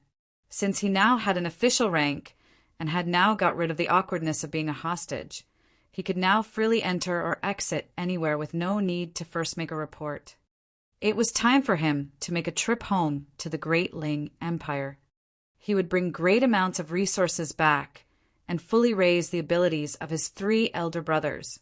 Additionally, he should also have his 3 brothers come out and travel around, going to various places and learning from experience. Real elites were produced with true battles, and definitely not just friendly sparring. There was also that disciple of his. He also had to properly teach him for a bit to do his duty as master. He continued planning. Because only a year had passed, Feng Piyun and the others would definitely not have broken through to immortal level yet. Hence, the resources he had to prepare were all below immortal level. In the immortal realm, these were really too common and would not cost much money. Half a month later, he would return to the Great Ling Empire. In any case, he had the cloud-piercing shuttle, so the journey would only take a few days. The night passed. When Ling Han woke, he had a headache. Yesterday, Lin Yu, Ma Xing, and the others had forced him to drink a huge barrel of wine. Now he was having a hangover and experiencing a terrible headache. Pum, pum, pum. Pounding was heard from the front doors. As Ling Han went to open the doors, he cradled his head and said, "Coming, I'm coming." You don't have to pound on the doors so loudly so early in the morning, right? Creak, the doors were opened. At the entrance, there presently stood a beauty. Her beauty was not the slightest bit inferior to Li Weiwei's and Ji Yinner's. It was precisely Gu Lingyu, who shared the title of one of the 3 great beauties of the imperial capital with them. Why did you wake up so late? This beauty's expression was filled with reproach. Let's go. Go where? Ling Han asked. This woman was a little overly familiar. In other words, she was ignorant of worldly matters. Her head was only filled with what she wanted to do, not caring the slightest about whether this matter would be reasonable or not to others. My master wants to meet you. Gu Lingyu pulled Ling Han along and immediately set off. Your master? N. Gu Lingyu nodded. Ling Han felt like he was about to go crazy. When he said that, what he meant was, who is your master? But Gu Lingyu completely did not manage to catch the underlying meaning of his words. Her brain really couldn't turn around in the slightest, could it? He could only ask, who is your master? Only now did Gu Lingyu reply, the deputy head of the alchemy institution, Yan Shaoxian. Quickly, quickly, don't make my master wait too long. She was practically dragging Ling Han along, without caring whether Ling Han was willing to go or not. Ling Han recalled that she had once helped him out before, so he decided to give her some face. He did not resist and allowed her to pull him along. They walked here and there in the academy and finally arrived at a place. It was not very big, but from afar, a strange smell could be smelt from it. The aroma of herbs. Ling Han immediately recognized the smell. Any alchemist would be very familiar with this kind of smell, and he couldn't help but sniff a few times. Instinctively, he began to deduce what medicinal ingredients were contained in this smell. Gu Lingyu brought Ling Han to stand in front of a courtyard. They had not pushed the doors open yet when they saw the courtyard doors open with a creak. A young man walked out wearing long snow-white robes. This man was extremely handsome, and wearing his completely white robes, he seemed removed from worldly affairs. He was so spotlessly clean it was a little too much. It should be known that since this was the alchemy institution, then they were naturally all alchemists here. Alchemists dealt with medicinal ingredients and furnace fire all day, so how could they possibly be so clean? Junior sister Gu? When this white-robed young man saw Gu Lingyu, his eyes immediately lit up. But when he spotted that she was towing Ling Han over, a hint of displeasure immediately appeared in his expression. He asked darkly, "Junior sister, what are you tugging him around for?" "Oh, under the command of my master. I have brought him here," Gu Lingyu said indifferently, obviously not at all aware of his feelings. "Master wants to meet this brat." The white-robed young man showed an expression of disdain. Their master was the deputy head of the Alchemy Institution, a great seventh-tier alchemist. How esteemed was his position! Even if a great many elites of Sun Moon tier wanted to meet Master, it would have to depend on Master's mood at the moment. "He is Ling Han," Gu Lingyu exclaimed. "Oh, so you are Ling Han. You have been quite popular recently, haven't you?" A hint of dawning realization appeared on the white-robed man's face, but the expression on his face became even more unfriendly. Ling Han turned to ask Gu Lingyu, "Who is he? An idiot?" "He is my senior brother, Jiu Wuqi. He is not an idiot, but rather a genius." Gu Lingyu had obviously not heard the mockery in Ling Han's words, and was still explaining to him very seriously. Yet Jiu Wuqi flew into a rage. "Be bastard." Chapter 1054 Conceited. Chapter 1054 Conceited. Ling Han didn't take him to heart. It was this person who had acted hostile and spoken in provocation first. As such, what did it matter if he taunted him back? He had an official rank now, so as long as he didn't do anything treasonous, even powerful figures like the 7 generals on the left and right minister couldn't target him openly. This being the case, why would he still need to tolerate this stupid retard? Jiu Wuqi didn't relent, and even raised his finger to point at Ling Han. "Brat, what are you trying to say?" Ling Han shook his head and said, "Pointing at others is very disrespectful, do you understand?" Jiu Wuqi was infuriated. "You fucking called me an idiot, yet you still have the face to label me as disrespectful." He humphed and said, "Don't think that you can act all arrogant just because you've become a little famous recently. Don't forget that this is the imperial capital. We live right under the Empress throne where there are countless prodigies and supreme elites." Ling Han laughed loudly and said, "Is that so? Then are you a prodigy, or are you a supreme elite?"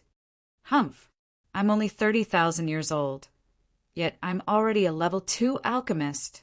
Moreover, I'll be able to become a level 3 alchemist in no time at all." Jiu Wuqi wore a proud expression as he spoke. "Is this person a stupid pig?" Ling Han couldn't help but feel puzzled. He had started from scratch, but could already refine level 3 divine pills now. Although he could only refine one type, one's alchemy level was simply based on the highest level pill one could refine. This was a publicly recognized system.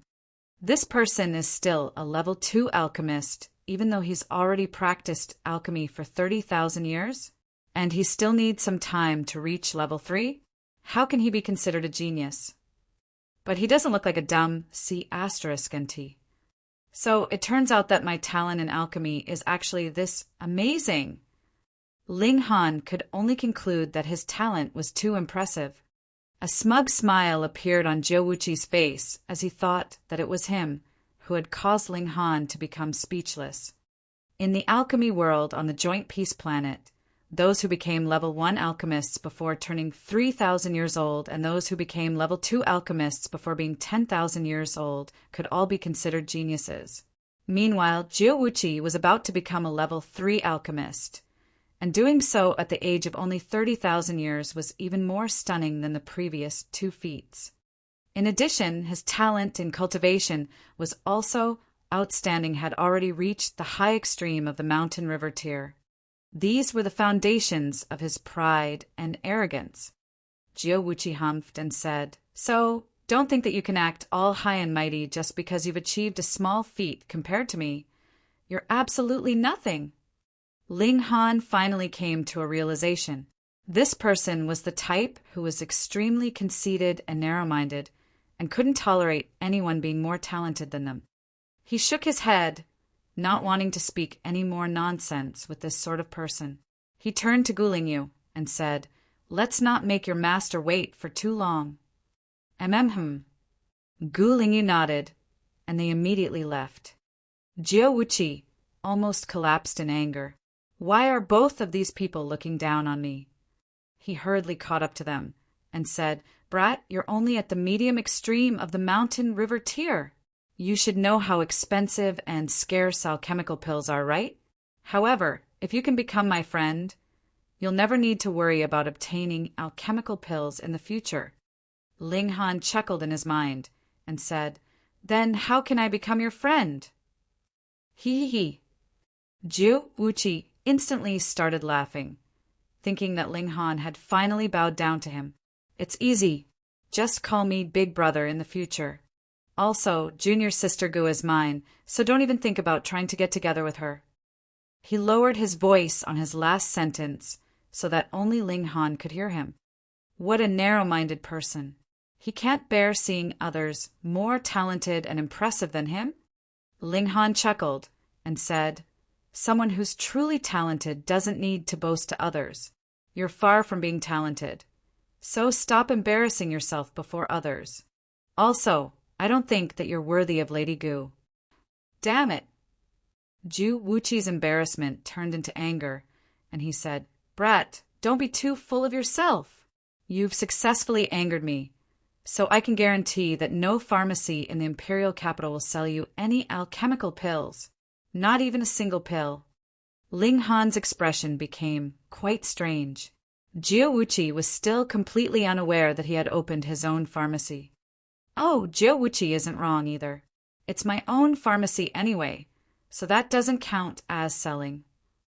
I'm so terrified," Ling Han said with a smile. Although Jiao Wuqi was conceited, he could still read others' expressions just fine. He knew that Ling Han was teasing him, and his expression became even darker. "Humph! This brat will understand how extremely stupid it is to offend an alchemist when he walks around with true origin stones, yet fails to buy any alchemical pill." He decided to follow Ling Han and Gu Lingyu, a cold smirk on his face. Gu Lingyu was an absolute idiot when it came to worldly matters, and she still hadn't realized that Ling Han and Jiao Wuqi were already completely at odds with each other. She continued to lead the way, and it wasn't long before they arrived in a small garden. "Master," she called respectfully. She had said master and not teacher. These were two completely different concepts. However, Ling Han was a little stumped. Where's her master? The garden wasn't big, and he could see everything at a glance. However, he couldn't see a fourth person anywhere. A delicate shout traveled over. "Kid, where are you looking?" Ling Han lowered his head, only to see a woman sitting cross-legged on the petal of a flower. How large was the petal of a flower? She was as small as a thumb, with her body only being an inch or so tall.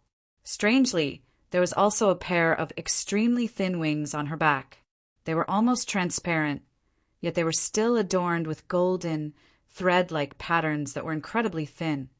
"Is this Yan Shaoxian, Gu Lingyu's master and the deputy head of the Alchemy Institution?"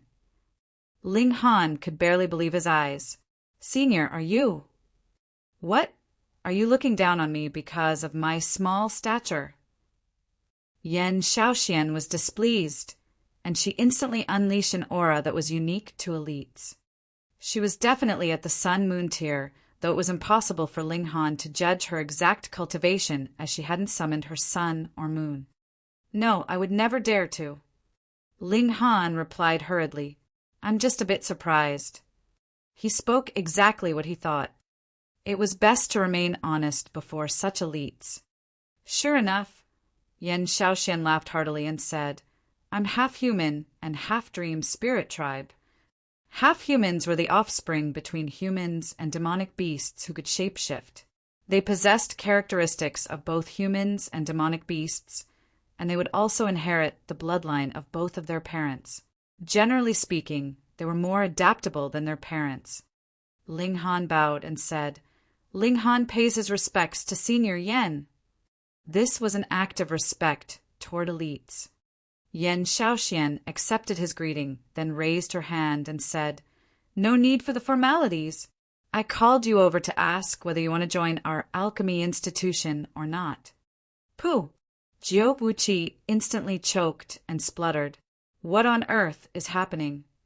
If the alchemy institution wanted to recruit people, they could simply make an announcement in the imperial capital.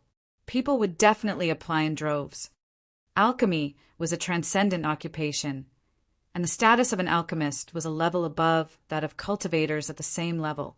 This was a publicly acknowledged fact. It was because of this that Jiu Wuqi acted so conceited and felt so good about himself. But what now? Yen Xiaoxian had actually called Ling Han over and personally asked him whether he wanted to join the alchemy institution. This naturally scared Jiu Wuqi to death. The alchemy institution was extremely strict when it came to recruiting students. In fact, it was tens or even hundreds of times more strict than the 4 major institutions. The 4 major institutions could recruit several hundred students every 20 years. But what about the alchemy institution? It would be considered decent if they could recruit 1 student every 100 years. This was because students recruited into the alchemy institution would generally form traditional master and disciple relationships. Thus, the alchemy grandmasters would all be extremely careful when selecting students. They would rather have fewer disciples than have untalented or immoral disciples. Since when had the alchemy institution become this unreserved? Chapter 1055, Heavy Blow. Chapter 1055, Heavy Blow. Ling Han pondered for a moment and said, "I'm simply a little interested in alchemy. However, I still want to place my primary focus on cultivation." This was a polite refusal. Pooh! Jiu Wuqi's eyes almost popped out in astonishment. The deputy head of the alchemy institution personally invited you, yet you actually rejected her offer. Do you know how lofty the status of alchemy institution disciples is? Even cultivators of an equivalent tier have to show them utmost respect. In fact, even cultivators of a higher tier have to be polite before them. They're pretty much a rank above everyone. How impressive and mighty is this? Do you know how hard it is for cultivators to advance a minor level? It takes tens of thousands years, even in the mountain river tier. In fact, many people can't advance any further after reaching the cultivation level of the low extreme, medium extreme, or high extreme.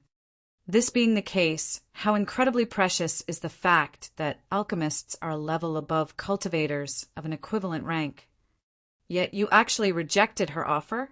Are you stupid, or are you retarded? Meanwhile, Yen Xiaoxian laughed heartily and said, "The pharmacy to the east of the imperial city is owned by you, am I correct?" Ling Han's heart jolted. However, this was no secret, and Yen Xiaoxian would naturally investigate him since she wanted to take him in as her disciple. Ling Han nodded and answered, "Yes." An awkward expression instantly appeared on Jiu Wuqi's face. Just then, he had still said that no pharmacy would sell pills to Ling Han if he were to give the word. Who knew that Ling Han had his own pharmacy? It was as if he had been smacked across the face. Yen Xiaoxian continued, "I've heard that your pharmacy only sells 3 types of pills." Jiu Wuqi almost burst into laughter. You can only refine 3 types of pills, yet you still have the face to open a store? Aren't you afraid of causing others to laugh to death? He instantly regained his confidence, an air of arrogance reappearing on his face. Ling Han chuckled and said, "Correct. Are these 3 types of pills all refined by you?" Yen Xiaoxian asked.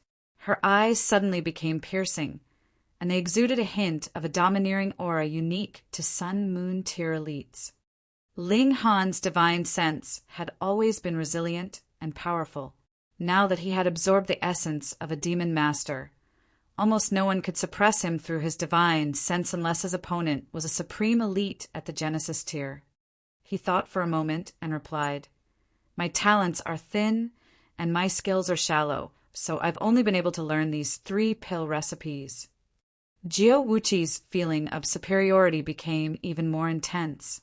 Ling Han had only learnt 3 pill recipes, while he had learnt 176 level 1 pill recipes and 74 level 2 pill recipes.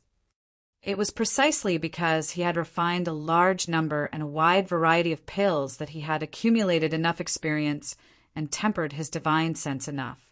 As such, he had finally reached a state where he could see the door to becoming a level 3 alchemist. This was what he was most proud of. Yan Shaoxian smiled as she clicked her tongue and said, "The 3 pills are the Heavenly Qi pill, the Heavenly Pearl pill, and the Jade Heaven pill. Ling Han, you started from 0 yet were able to become a level 3 alchemist in the short span of 1 year. If such a feat is merely the result of your interest, I can't begin to fathom what kind of results you can achieve if you were to focus all of your attention on alchemy." Pa! Jiao Wuqi instantly stumbled back and sat on the ground, his face twitching and his expression as pale as dying embers. He had genuinely suffered a heavy blow. This brat can actually refine level 3 divine pills. Even if he can only refine one type, he's still a level 3 alchemist. Yet, he had still been glorifying himself before Ling Han. How laughable! How embarrassing! Ling Han had probably been laughing on the inside when he had boasted about becoming a level 3 alchemist soon, right? Damn it. Fucking damn it. Hatred welled up in his heart.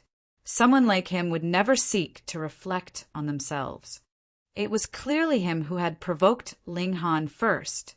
Yet now that he had been humiliated, he piled all of the blame onto Ling Han.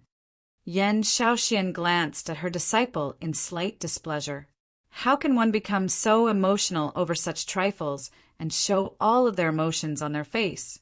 How can one reach the summit of alchemy with such an attitude and mentality? Having a heart like a capering monkey and a mind like a galloping horse were great taboos of alchemy. Such capriciousness couldn't be tolerated. Ling Han clasped his hands and politely refused again, saying, "Senior, to tell you the truth, I'm more interested in cultivation, even though I do hold a strong interest in alchemy."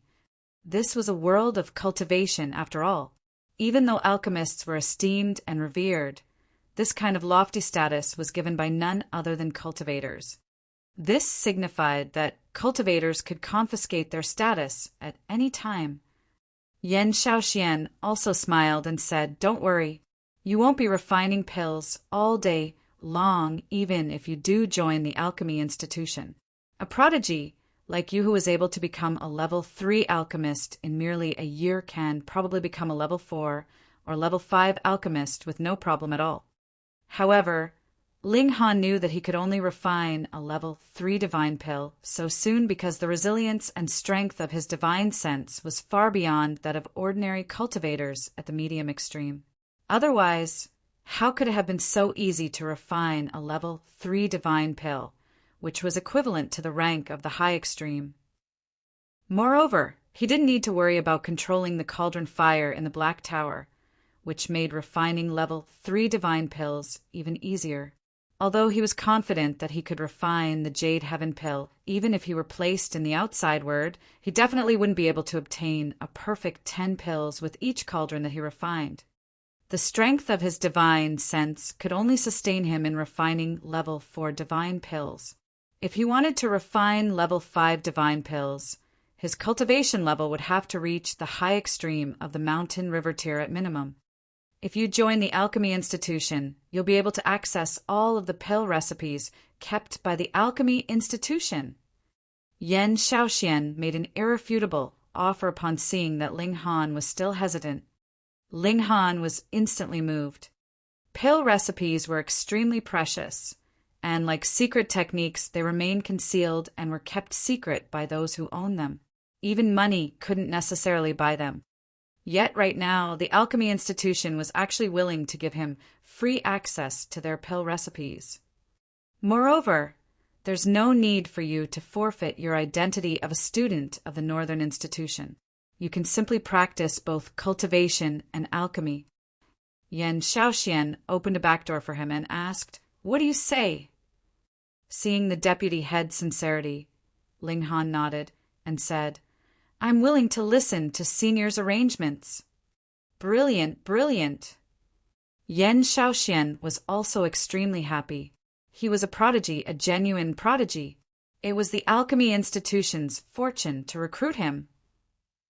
Perhaps a giant of alchemy who could influence the entire alchemy world would one day walk out from this Alchemy Institution. Now that Yan Shaoxian had spoken, there was no doubt that Ling Han would be able to enter the Alchemy Institution.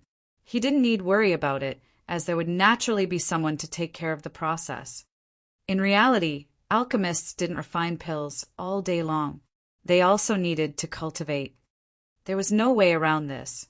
How could one control their cauldron fire or extract and intertwine the divine patterns from ingredients without a sufficient cultivation level? Thus, Ling Han's being both a cultivator and an alchemist at the same time wasn't rare, nor would anyone denounce him because of this. Anyhow, the deputy head of the Alchemy Institution was personally taking him in as her disciple, so who would dare to? Would they not be afraid of having no pills to eat for the rest of their lives? After only 3 days, Ling Han was bestowed 3 pill recipes by Yan Shaoxian, all of them for level 3 divine pills. In the future, Ling Han would receive more and higher-ranked pill recipes the stronger his alchemy ability became. Ling Han put the 3 pill recipes aside for the moment. Right now, his focus was to refine the mysterious Azure Pill, a pill that could be taken by cultivators at the consummate level of the Mountain River tier. This pill could instantly replenish a large amount of one's origin power, and it could be said that it was one of the most useful pills. Blockhead! Blockhead! Li Weiwei rushed over to disturb him and shatter his peaceful cultivation. "There's bad news. Your little comrades have been beaten." Chapter 1056, Coming of War. Chapter 1056, Coming of War. What little comrades? Ling Han was at a loss. Like Lin Yu, Ma Xing, Li Weiwei counted on her fingers. Of those who entered into the Shattering Void tier division with you, all men were collectively challenged yesterday, and are all now black and blue.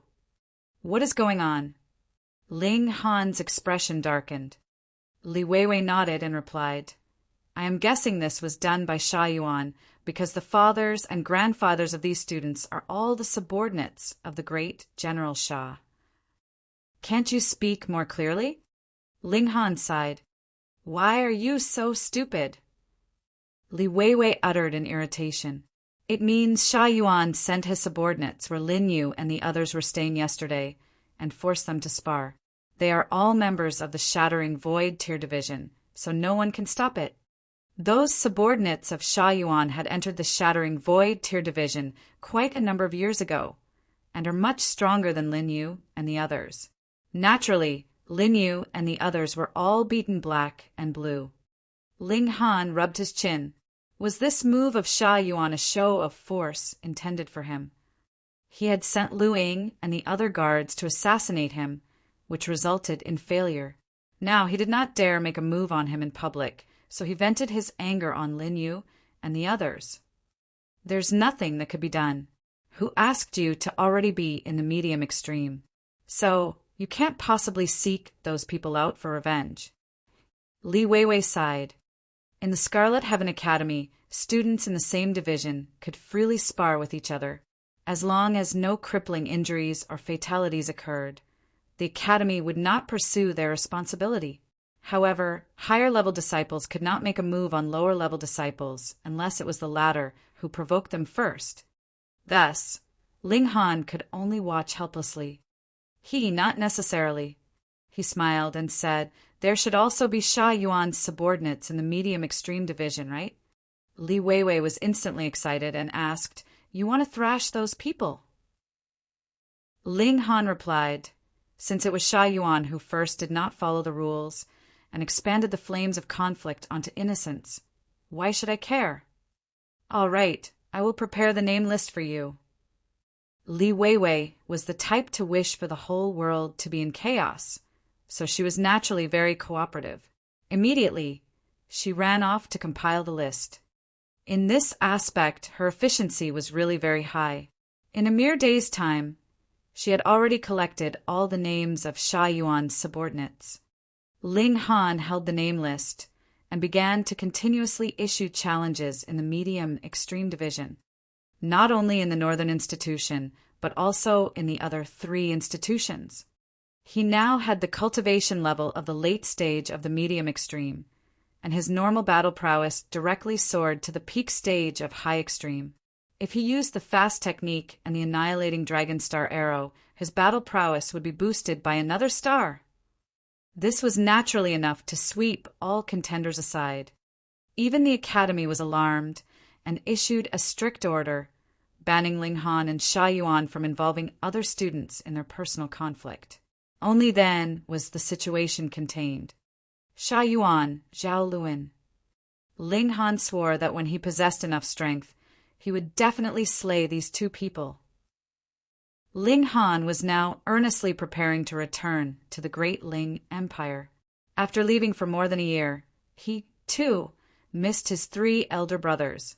He would bring the cultivation resources back and boost the overall strength of the Great Ling Empire.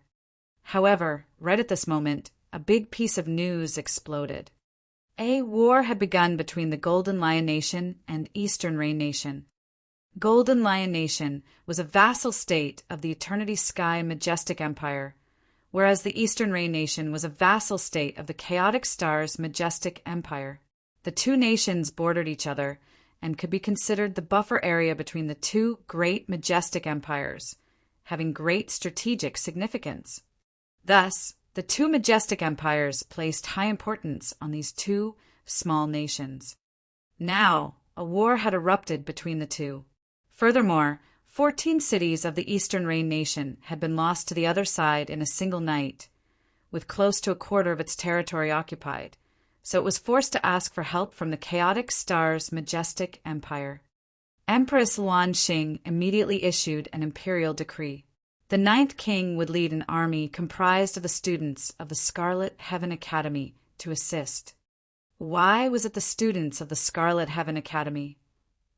Firstly, though these students were geniuses, they had not gone to the battlefield before, and were thus incredibly fragile, but what the Empire needed were soldiers that could fight a hard battle. Hence, they could take this chance to train them well. Secondly, the students of the Scarlet Heaven Academy were only in the consummate level of the Mountain River tier at most. Even if they joined the battlefield, it would not make the conflict escalate. Otherwise, if they invested forces that were too powerful, it might induce an all-out conflict between the Eternity Sky Majestic Empire and the Chaotic Stars Majestic Empire. Thirdly, since the disciples of the Academy were geniuses, their battle prowess was naturally not weak. This was a troop that could not be underestimated. Since the Empress had issued an imperial decree, it was natural that no one would dare disobey. All of a sudden, the whole Academy was mobilized. Aside from the shattering Void Tier Division and the Alchemy Institution that did not need to participate in the battle, the other students were all registered to join the battle. Though war was cruel, it was also a means to quickly boost their status. The Empire had a law proclaiming that anyone that could kill 10,000 enemies would be bestowed with the title of a 9th rank military general one. Who did not want to excel? All the young people prepared for war. In their eyes, they were all geniuses, so wasn't it a piece of cake for them to join a battle and kill enemies? None of them had considered the possibility that they could die in battle, and were all incredibly optimistic. Ling Han, though, had fought his way all the way from a small world, and deeply knew the cruelty of war. There would be no one to fight you in a one-on-one battle. On the battlefield, arrows and blades would be dancing madly. In a moment of carelessness, they would be hit. Against 10,000 enemies, they could possibly die in an unfathomable manner. What he did not understand was, why would Empress Luan Xing send the 9th king to lead the troops? It was not that he was looking down on Hu Feiyun, but this woman completely did not know how to fight a war. Her own battle prowess was also worrying, so allowing her to lead the troops wasn't really a joke, was it? But who could change the mind of the Empress? After 3 days' preparation, the army set out. Young Master Ling Han, the 9th King seeks your presence. They had just exited the city gates when a female guard ran over to look for Ling Han. She brought him to the central area of the army, where a luxurious carriage was. This was the private vehicle of the 9th King. It was as big as a mobile courtyard, fully exhibiting the lavish extravagance of the imperial clan. In front of everyone's envious eyes, Ling Han entered into the carriage. He looked, and hey, not only was Hu Feiyun here, even Shui Yinyu was present. Ling Han, it's been a long time. Hu Feiyun greeted him warmly. After I returned, I was forced into seclusion by Big Sister. I just came out of seclusion a few days ago, and Big Sister has sent me to war. Thankfully, you guys will be there beside me. Shui Yenyu was currently sipping tea and tossed a strange look at Ling Han. Her underlying message was, "You damn pervert, you have again hooked another girl." Ling Han bemoaned how wronged he was internally. He did not have the slightest interest in Hu Feiyun. Furthermore, this 9th King was a bit ignorant, so she probably did not know what love was. She had only been too lonely all this while, so she wanted someone to accompany her to talk and chat. He took one look at Hu Feiyun and couldn't help but look stunned. High extreme. This girl actually advanced into the high extreme of Mountain River tier, a minor level higher than even him. Hiss! What divine pill have you taken that the rate of your advancement is so fast? It had to be known that Ling Han had harmonized with the essence of a demon master, so his was cultivation level rapidly increasing at all times, and had cultivated the universal 8 desolation technique. But even so, he had only been able to advance a sub-minor level after a few months. How could Hu Feiyun have such exaggerated improvement? First, it was Zhao Luan, and now there was Hu Feiyun. Indeed, it seemed that elites of heavenly body tier had astounding means, and could so rapidly boost the cultivation level of a cultivator. Chapter 1057, Confronting a Furious River. Chapter 1057, Confronting a Furious River. Hu Feiyun chattered on. She was just like before, not the least bit subtle, but rather naive and innocent. She could not keep any secrets at all. As long as she thought you were a good person, she would want nothing more than to share her heart and soul with you in a few words, without holding anything back. However, most likely because she knew of this shortcoming in the 9th King's personality, Empress Luan Xing did not allow her to know any classified information. So even if anyone asked, she would not be able to reveal any secrets. Ling Han had asked in a roundabout manner about the origins of the other 8 kings before, but Hu Feiyun was at a loss. She only knew that the 9 of them were as close as sisters with Empress Luan Xing. As for the reason for that, she did not have the slightest idea. The 9 kings all had different origins and surnames, and looked completely different. They merely shared one similarity, and that was that they all did not have parents, and seemed to have appeared out of nowhere. All of a sudden, they were bestowed with the title of king, after which their cultivation level would spike, and they eventually became the foundation stones of the empire. Hu Feiyun did not even remember the matters of her past. She only knew that for as long as she could remember, she had been with Empress Luan Xing. She did not know who her parents were, what was the inheritance of her clan, and was not curious about it at all. Hearing this, Ling Han's and Shui Yenyu's heart pounded madly. Thankfully, there were no female guards in the carriage. Otherwise, if they had related these words to Empress Luan Xing, who knew if both of them might be killed to keep the secret, though they did not manage to find out any useful information. Just the origin of the 9 kings was overly mysterious.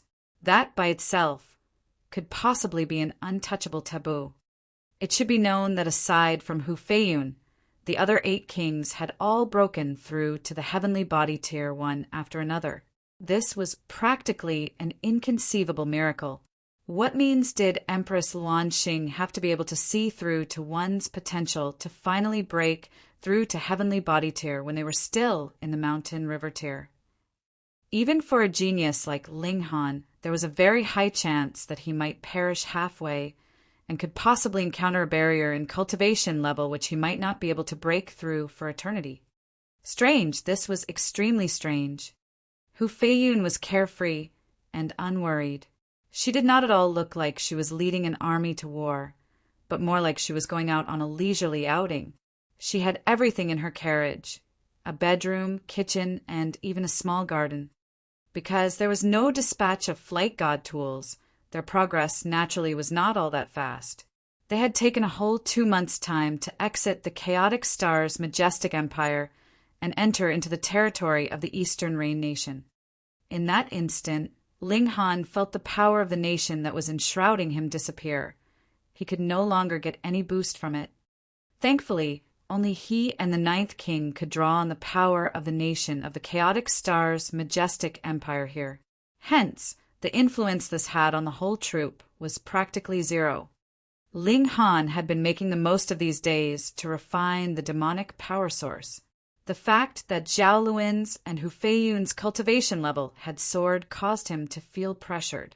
This was the immortal realm, and there were all kinds of bizarre means available. He could not be satisfied with the present progression rate of his cultivation. With the help of the Black Tower, his speed of refining had indeed increased considerably. He successfully broke through to the late stage of the medium extreme and advanced to the peak stage. Correspondingly, his battle prowess increased as well.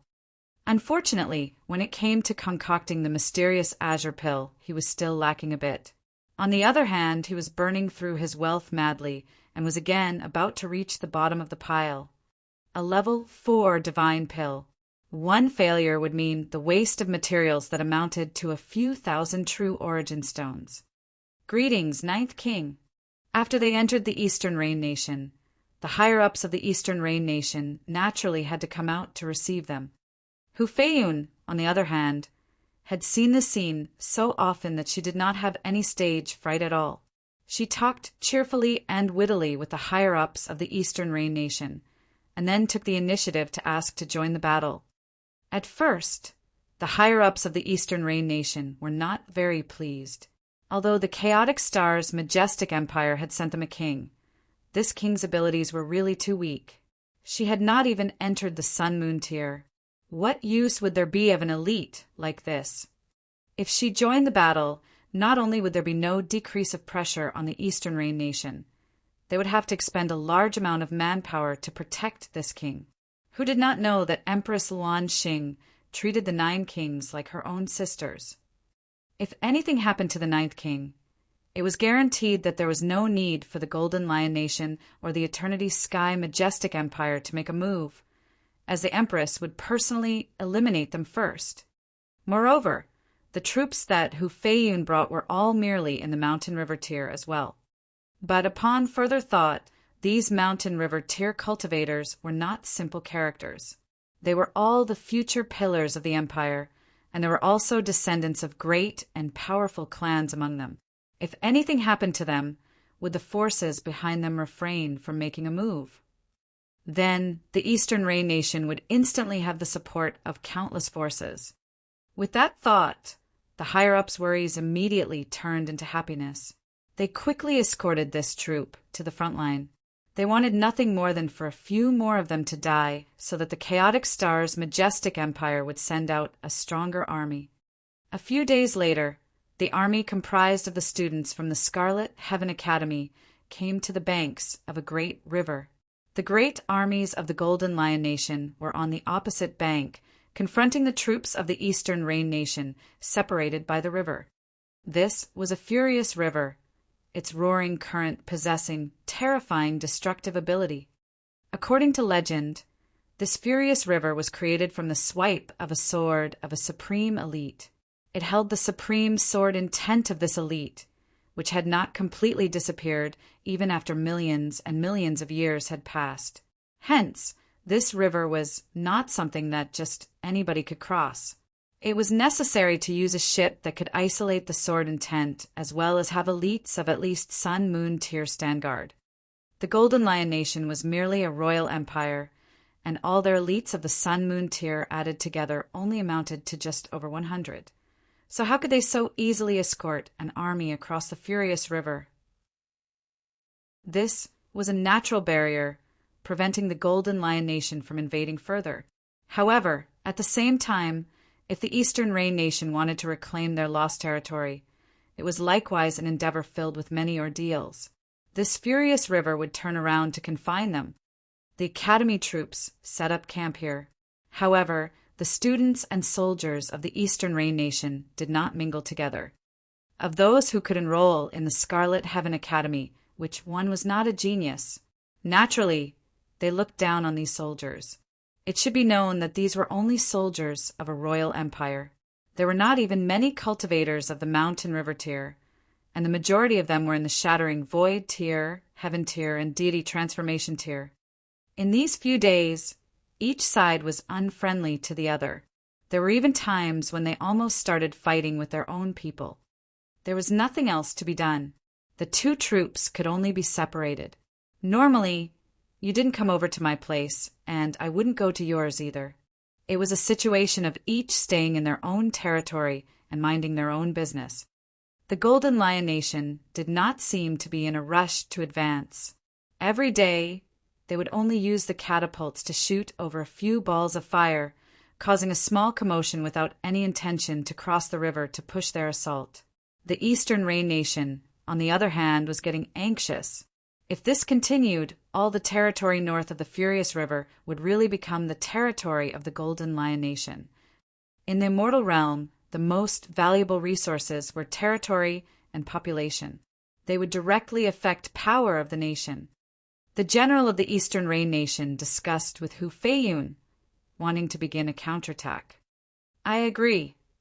The tent flap was pushed open, and in walked a soldierly man who was clad in full armor. His armor was bright silver in color, and there was a handsome face under his helmet. His black locks were also cascading downwards, making him a very warrior-like figure. Zhao Luan. Why did he come? Your Highness, under command of the great General Zhao, I have led a small troop over. We shall obey the commands of the Ninth King henceforth, Zhao Luan said to the Ninth King, half kneeling on the ground. A hint of a cold smirk appeared at the corners of his lips.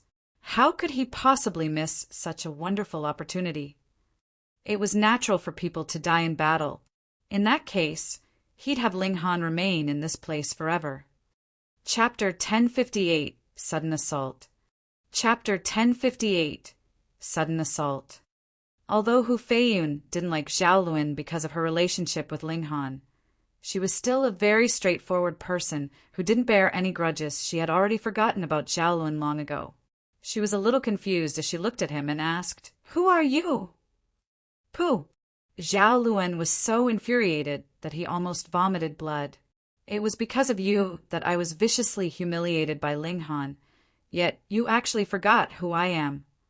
However, he couldn't take his anger out on Hu Feiyun, no matter how enraged he was. He could only reply, "I'm Zhao Luan, great General Zhao's son." "Oh." Hu Feiyun nodded and didn't say anything else. Zhao Luan was left in an extremely awkward position. It would be awkward if he stood up, yet it would also be awkward if he remained sitting. All he could do was say, "This subordinate is willing to lead an army into battle and earn glory for your highness." He took the opportunity to stand up while he spoke. The leading general of the Eastern Rain Nation was an elite at the high extreme of the Sun Moon tier. This cultivation level was 2 minor levels above Zhao Luan's, so there was no need for him to pay heed to Zhao Luan's words. However, Zhao Luan was the only child of great General Zhao, and his suggestion was also in line with the general's own thoughts. Therefore, the general hurriedly nodded and said, "Heir Zhao is indeed wise and courageous. It seems like Heir Zhao has inherited the mighty demeanor of great General Zhao." Zhao Luan was extremely satisfied upon hearing this, as he also liked comparing himself to his father. However, although he was satisfied, he still modestly said, "Oh, you flatter me, General." Meanwhile, Hu Feiyun didn't have any complaints about Zhao Luan's suggestion. She had no talent in leading an army into battle, and thus she was happy for someone else to take this burden from her. She handed the military leadership to Zhao Luan. He was a 7th-rank military officer anyway, so he naturally had the right to lead an army. Zhao Luan and the general from the Eastern Rain Nation started discussing the details of their assault. He was no pushover. Under the influence of great General Zhao, he was extremely talented when it came to warfare. However, this was his first genuine battle after all, and reality was extremely different from theory. Even so, he didn't change his tact and continued to be an armchair strategist. The general from the Eastern Rain Nation didn't mind it at all. He couldn't be happier if more students from the academy died. Only then would the Chaotic Star's majestic empire send a more powerful army.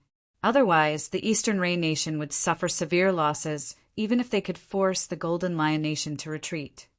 They devised a plan wherein Zhao Luan would lead an army and launch a surprise attack, thereby sending the Golden Lion Nation's encampment into chaos. Afterward, the army from the Eastern Rain Nation would seize the opportunity to cross the river and land the killing blow. After agreeing on this plan, Zhao Luan started to pick members for the assault squad. Quality was more important than quantity, and if there were too many people, the enemies on the opposite end of the river would definitely discover their movements.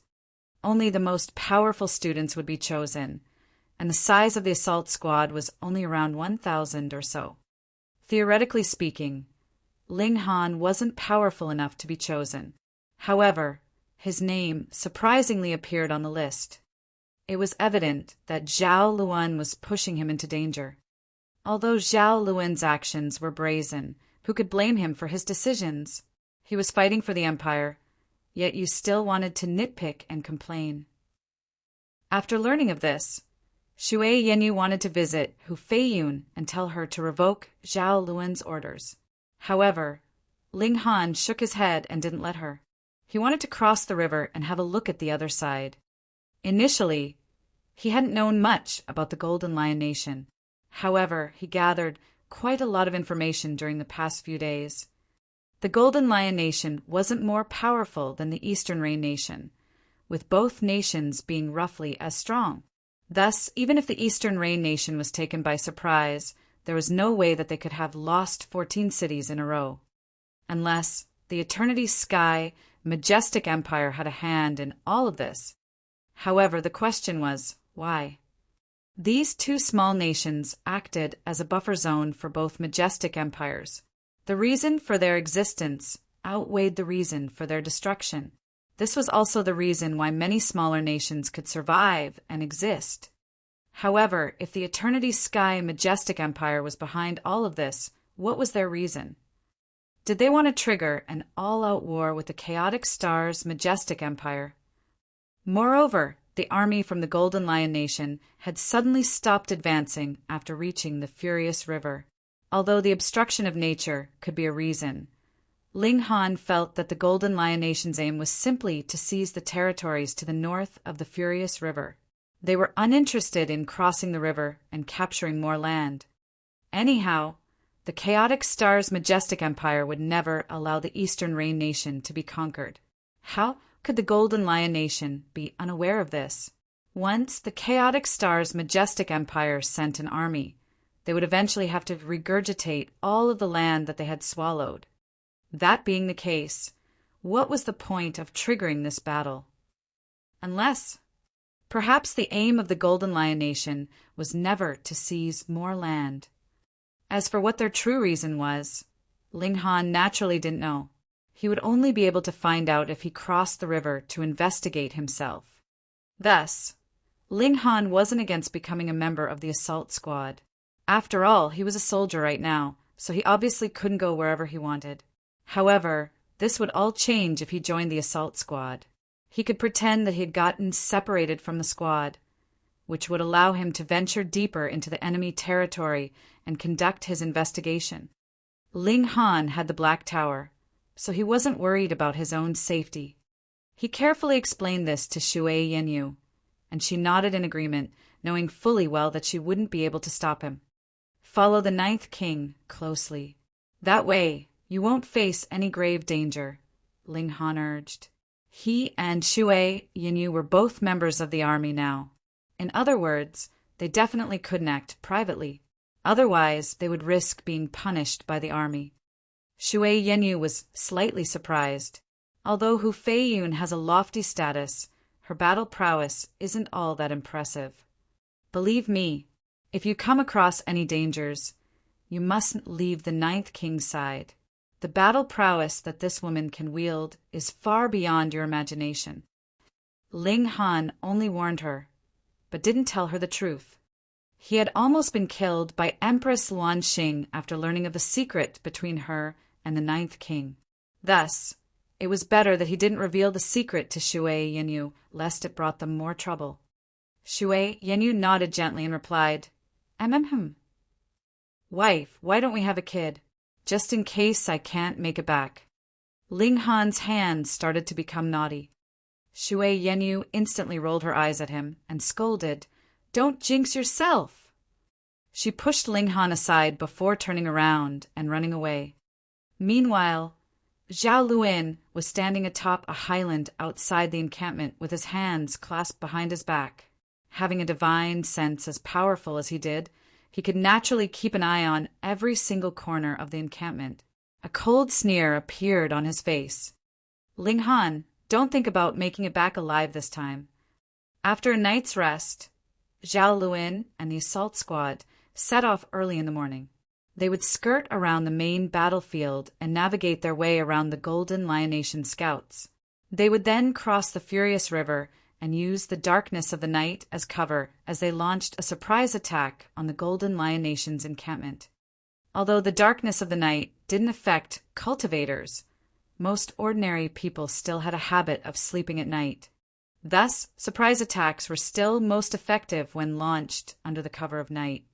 The elite assault squad, 1,000 men strong, set off and started to cross the Furious River after traveling several hundred kilometers. There was a total of 5 ships, with each being able to carry 20 people at a time.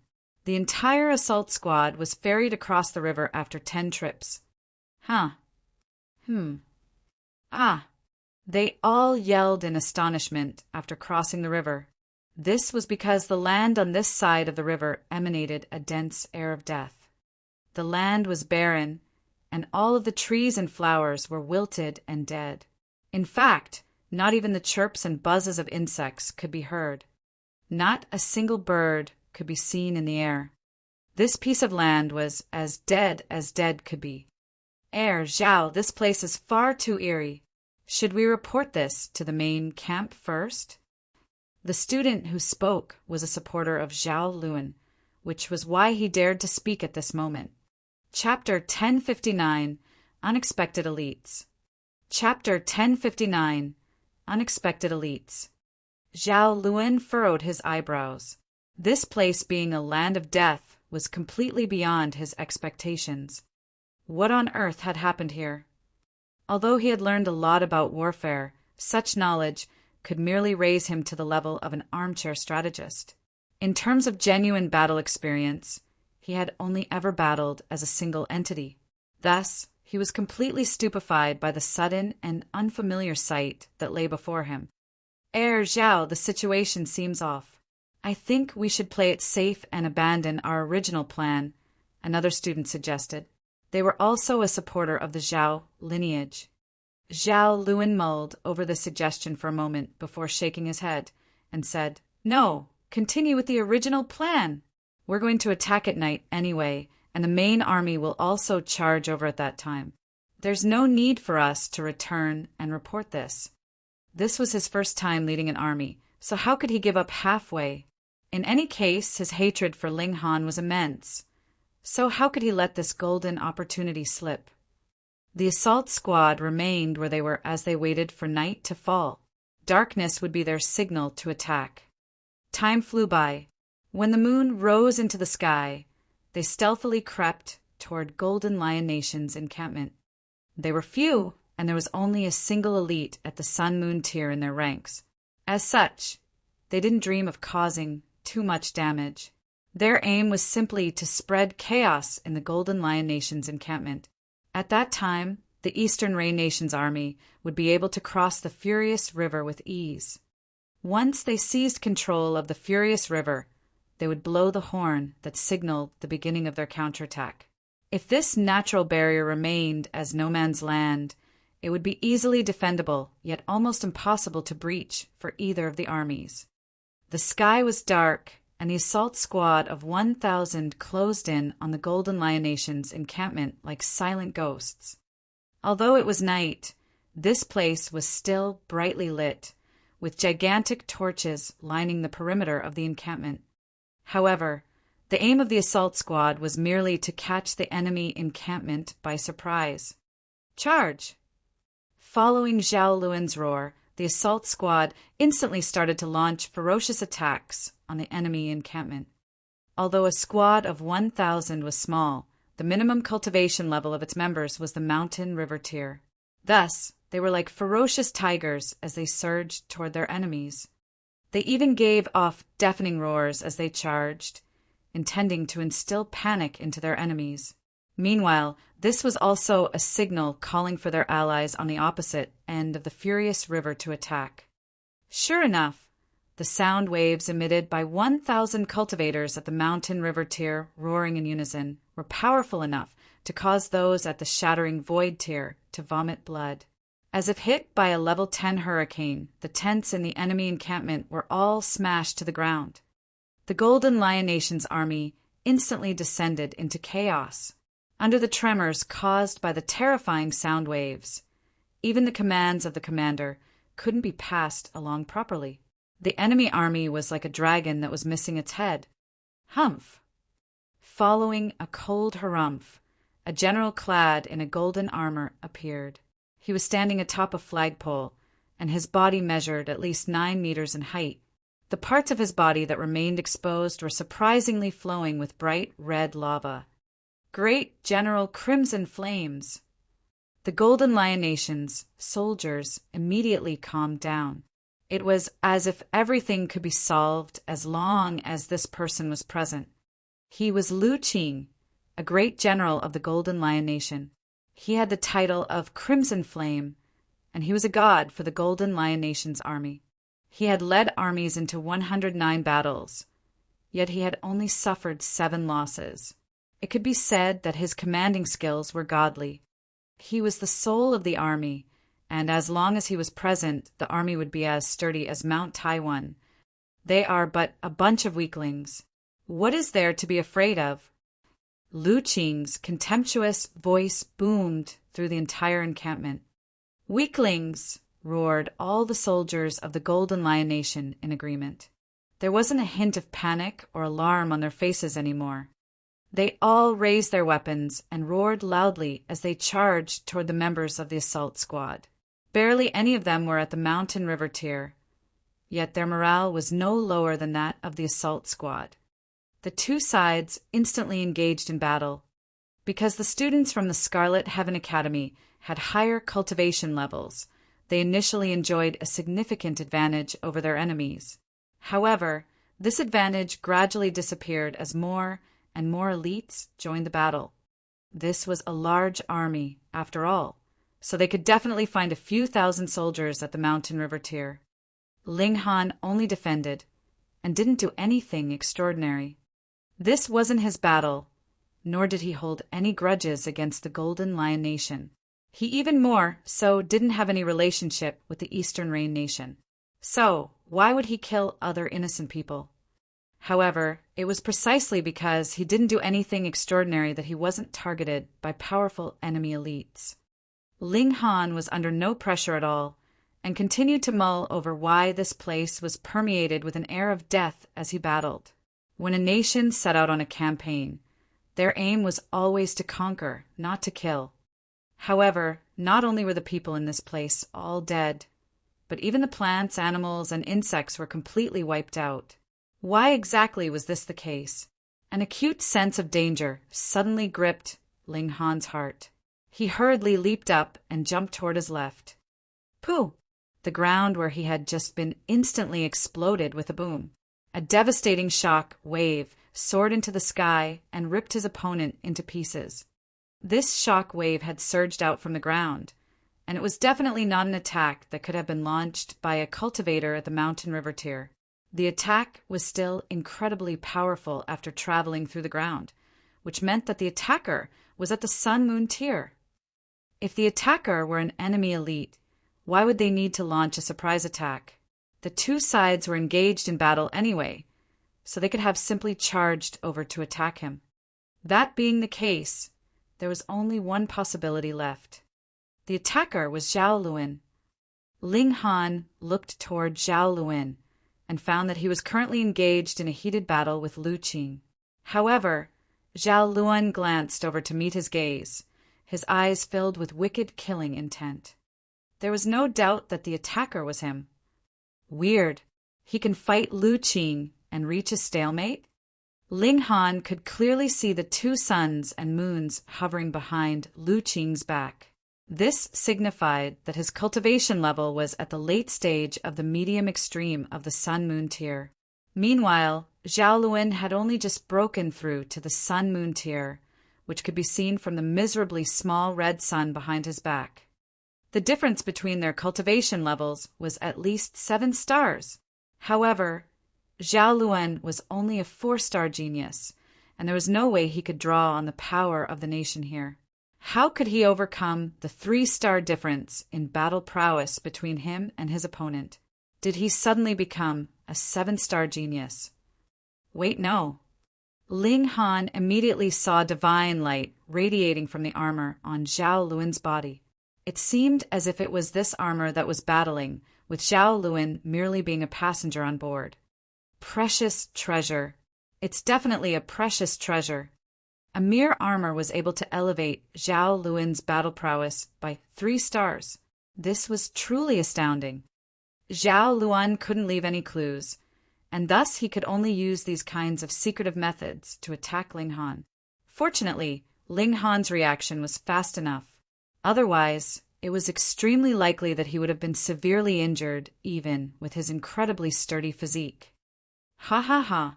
It's time to exterminate these pieces of trash. There was a hearty laugh, and several hundred elites appeared on the battlefield, all of them bearing suns and moons behind their backs. Gasp! Several hundred sun, moon tier elites. One had to realize that even the Golden Lion Nation only had a total of 100 or so sun, moon tier elites. Now, however, several hundred sun, moon tier elites had suddenly appeared. What did this signify? Ling Han's heart instantly jolted. These are elites from the Eternity Sky, Majestic Empire. The events that had transpired here were already extremely uncanny to begin with. Now that elites from the Eternity Sky, Majestic Empire had appeared, it was only natural for Ling Han to think that the invasion from the Golden Lion Nation was entirely at the bidding of the Eternity Sky, Majestic Empire. However, why had this place been transformed into a land of death? Chapter 1060, Murderous Aura. Chapter 1060, Murderous Aura. Run. The members of the assault squad were all transfixed with shock. Who would have imagined that there would be several hundred sun, moon tier elites in the Golden Lion Nation's army? They were nothing but trash before such an overwhelming power. You think you can still flee? Once the sun, moon tier elites attacked, there was nothing the mountain river tier cultivators could do to resist. They were all suppressed in an instant. Fortunately, the sun, moon tier elites weren't planning to kill them. They merely sealed their cultivation before tossing them aside. Only Zhao Luan was able to break through the enemy's overwhelming encirclement. In fact, the armor on his body even allowed him to fly. Coupled with its powerful defenses, even the large number of sun-moon tier elites couldn't defeat and capture him. Meanwhile, in the chaos of the battle, no one noticed that one other person had also gone missing. Ling Han had naturally entered the Black Tower to hide. "Take them away," an elite ordered. "No one is allowed to disrupt His Majesty's plans." "Understood." The battlefield was instantly cleaned up. At the same time, numerous catapults started to wreak havoc among those from the Eastern Rain Nation's army who hadn't crossed the furious river yet. At least a quarter of the Eastern Rain Nation's army was swallowed by the furious river. The remaining soldiers all turned around to flee, not daring to advance any further. Who told them to launch an attack without gathering any intelligence on the Golden Lion Nation's army first? It was only natural that they suffered a heavy defeat. Fortunately, the Eternity Sky Majestic Empire didn't plan on starting an all-out war with the Chaotic Stars Majestic Empire. Thus, their reinforcements only hid on the sidelines and didn't massacre the students from the academy, merely capturing them. It was clear that they had an elaborate scheme. Ling Han silently watched on from the Black Tower. The elite from before had let his mouth slip, saying, "No one is allowed to disrupt His Majesty's plans." Of course, he didn't know that someone was eavesdropping on him from a hidden place, so his words couldn't be counted as a slip. The amount of information conveyed by this sentence was immense. Sure enough, the Eternity Sky Majestic Empire was behind all of this. In fact, they might have directly ordered the Golden Lion Nation to act as they had. Ling Han was extremely curious. What on earth did the Eternity Sky Majestic Empire want? It wasn't long before the surroundings became quiet. Ling Han exited the Black Tower and quietly left the battlefield, heading toward the north. The Eternity Sky Majestic Empire had resolutely seized a large chunk of land, and then used a large army to block access to the furious river. It was clear that they were scheming something in this place. Ling Han wouldn't be able to gather any more information in this enemy encampment, as it was merely an outpost. He ventured deeper and deeper into the Eastern Rain Nation, yet he became more startled the deeper he went. This was because the surroundings were deathly silent, with all traces of life exterminated. Ling Han summoned his cloud-piercing shuttle and started to carefully search the land as he speedily zipped through it. The cloud-piercing shuttle was incredibly quick, and Ling Han's eye was also especially sharp. Thus, his search was also extremely quick. He had already finished searching a large swathe of land in a very short amount of time. The land before him suddenly became crimson as if it had been burned by a heavenly fire. Whoa! The cloud-piercing shuttle suddenly shuddered as if it had been struck. Ling Han hurriedly landed the shuttle and then stowed it away. He then started to carefully inspect and sense his surroundings. This expanse of crimson land radiated an overwhelming, murderous aura. What is the Emperor of the Eternity Sky Majestic Empire trying to find here? Ling Han thought to himself, and what on earth are they doing to this place? They even turned this stretch of fertile land into a vast expanse of crimson land. He walked forward slowly, not daring to let his guard down. A feeling of danger suddenly gripped his heart. Bursts of murderous aura surged from the ground before him, fusing together and surprisingly forming a humanoid figure. Boom! The humanoid figure immediately launched an attack at Ling Han, its arm extending without limit as its fist smashed toward Ling Han's face. What on earth is this? Ling Han lashed out with his sword, the fast technique allowing his strikes to arrive first, even though he had attacked later. Shwa, shwa, shwa. He performed 7 strikes in an instant and sliced the humanoid figure into 8 segments. The humanoid figure dispersed into a misty form once more, yet it instantly started to condense together again. It was as if Ling Han's sword strikes hadn't dealt it any damage. Interesting, Ling Han muttered. He waved a hand and summoned the Azura Demon Emperor. Oh, great master! Little Azura's claws are already thirsting for blood. Please give your command.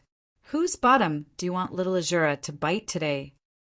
An obsequious wolf instantly appeared before Ling Han. Holy smokes! It's only been a few months, yet Master has already broken through to the peak stage of the medium extreme. Is he trying to defy the heavens? Who? The humanoid aura charged over, and once again swung its fist at Ling Han. Howl! The The Azura Demon Emperor howled as it lunged toward the enemy. His battle prowess was at the late stage of the consummate level, so he was able to easily pin the humanoid aura down.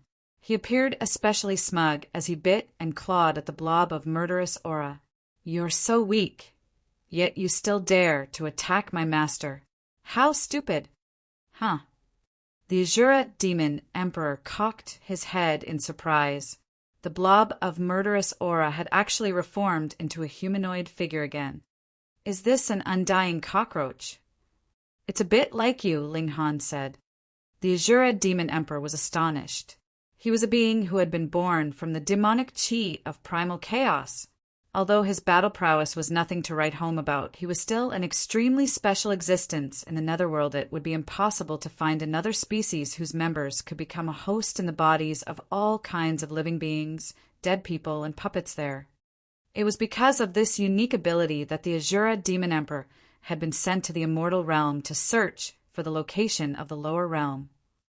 "Master, this doesn't seem to be a living being," he speculated. Ling Han nodded and said, "The murderous aura here is particularly strong. There's an undying will fluctuating through this land, and humanoid figures like this can be formed wherever the murderous aura is denser. These humanoid figures all possess a violent instinct to attack." The Azura Demon Emperor was stunned and said, "Elites like this are far too terrifying. This is merely a shred of his willpower that has leaked out." Ling Han stroked his chin as he continued to suppress the humanoid figure and said, "So, I also want to find out what on earth the Eternity Sky Majestic Empire is trying to do. Master, it's dangerous to keep going. It's best that we don't venture too deeply." The Azura Demon Emperor was extremely cowardly. "Don't worry. If there are any dangers, you can walk ahead and act as my shield," Ling Han casually replied. "Ah." The Azura Demon Emperor's dog mouth instantly gaped open. His expression was as if he were saying, "Master, you can't screw me over like that." Ling Han had tried all kinds of methods, yet this humanoid aura was impossible to kill, even though it was extremely easy to smash apart. One could crush it into hundreds or thousands of pieces, yet it would quickly reform itself again. It was as if it were an undying beast. "Let me try this, then." He unleashed his divine patterns of flames toward the murderous aura. Whoa! Ling Han felt as if he heard a wretched wail when the flames blasted over. This wail caused his divine sense to shudder uncomfortably.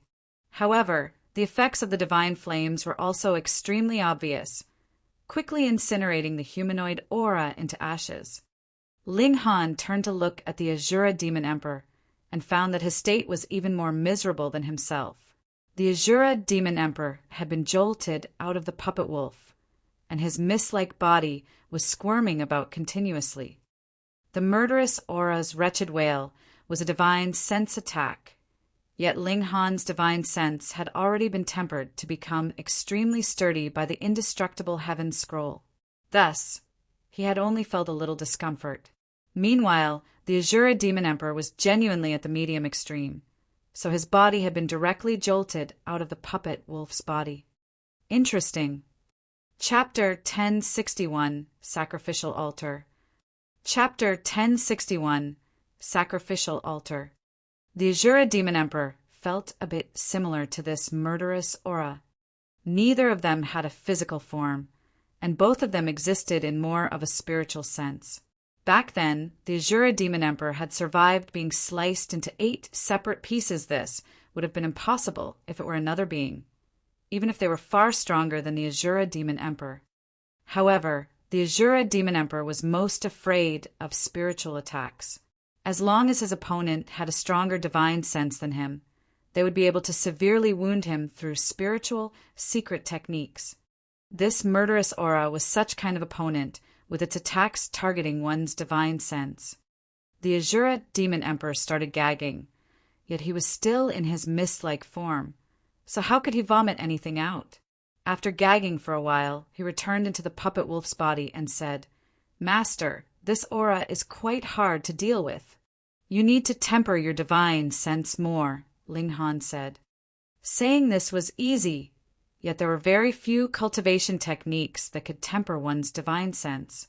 Moreover, these rare few cultivation techniques were generally owned by demon masters.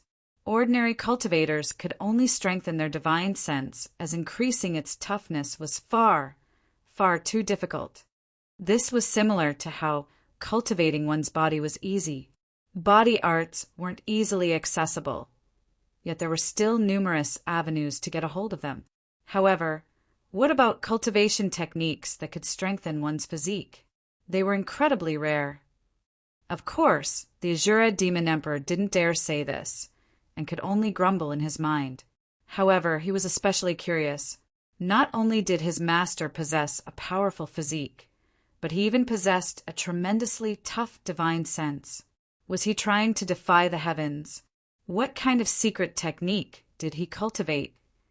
The human and wolf continued to advance forward. The murderous aura here all treated a certain region as the core, and would continuously gather until it reached a certain threshold, after which it would form a humanoid figure. It wasn't long before another humanoid figure appeared and charged toward Ling Han. It gave a piercing cry that was silent yet directly entered one's mind and triggered tumultuous waves. Battle of divine senses? Who's scared of whom? Ling Han unleashed his 7-kill, subduing soul technique toward the humanoid aura. Pooh! The humanoid aura was instantly blasted into smithereens. Its obliterated parts still wanted to gather, yet were unable to do so no matter what, as if they had lost their adhesiveness. Sure enough, the weak point of this murderous aura was its divine sense, which was also its strong point. As long as one had a stronger divine sense, they would be able to easily defeat this murderous aura. Ling Han waved his hand, causing the fragments of murderous aura to shatter into countless pieces that scattered into the surroundings. Master, your might is truly brilliant. You're definitely the strongest prodigy in all of heaven and earth, and in the past epoch and the future epoch. Not one of the strongest, but the strongest. The Azura Demon Emperor heaped praise on Ling Han. Ling Han chuckled and said, "Since I'm so great, you, my underling, can't be too weak either. I'll hand the remaining opponents to you." Fine, not fine.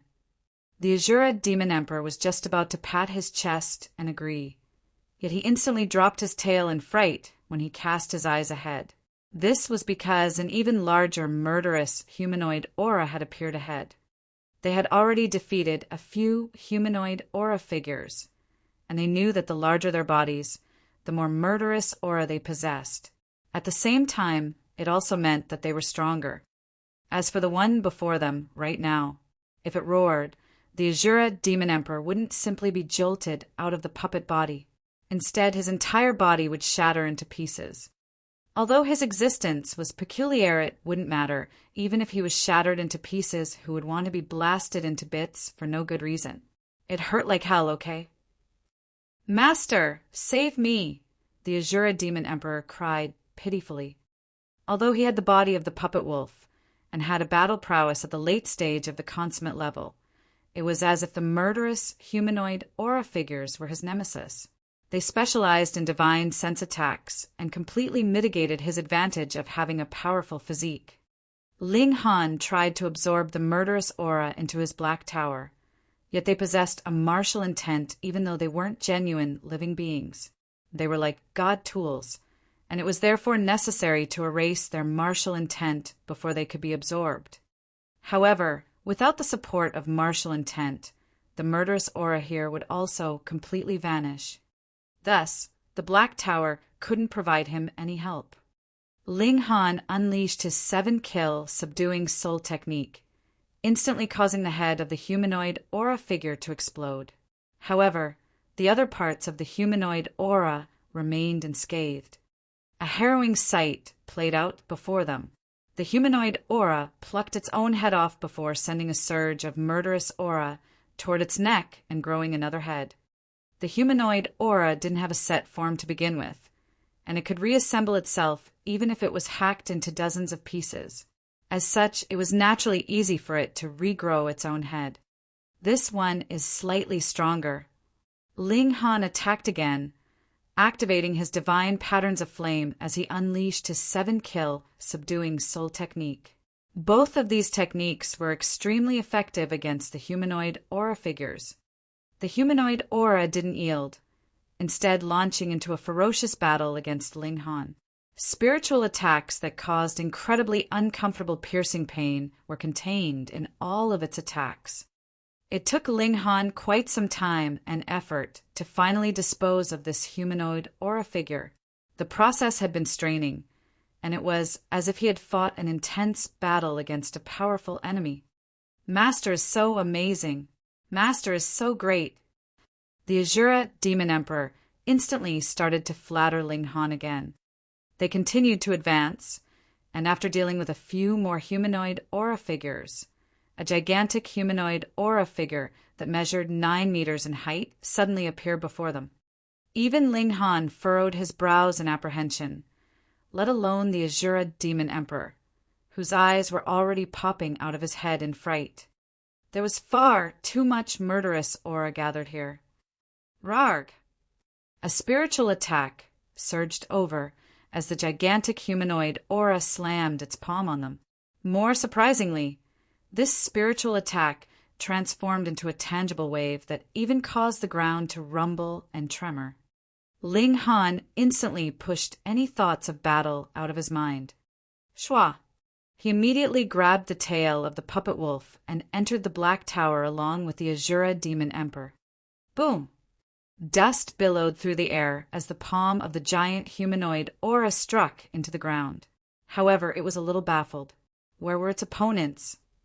The Black Tower was pushed along by the shock wave, drifting into the distance along with the other particles of dust.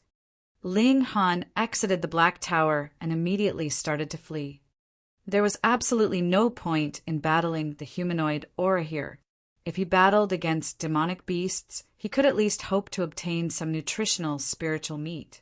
As for humanoid aura figures, he would receive SH*TL. That being the case, what was the point in battling against them? Ling Han frenziedly ran away, evading the humanoid aura figures if he could. If he couldn't avoid them, he would hack them aside with his sword and then seize the opportunity while they regathered themselves to flee. However, the murderous aura grew stronger the deeper he ventured into the Crimson Land. As he continued to advance, even humanoid aura figures that measured 30 meters tall were not an uncommon sight. Even Ling Han lacked the confidence to battle against them, and he would skirt far, far away whenever he caught sight of one.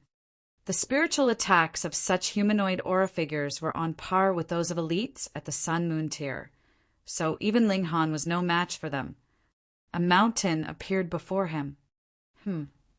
Ling Han immediately shook his head. That was no mountain.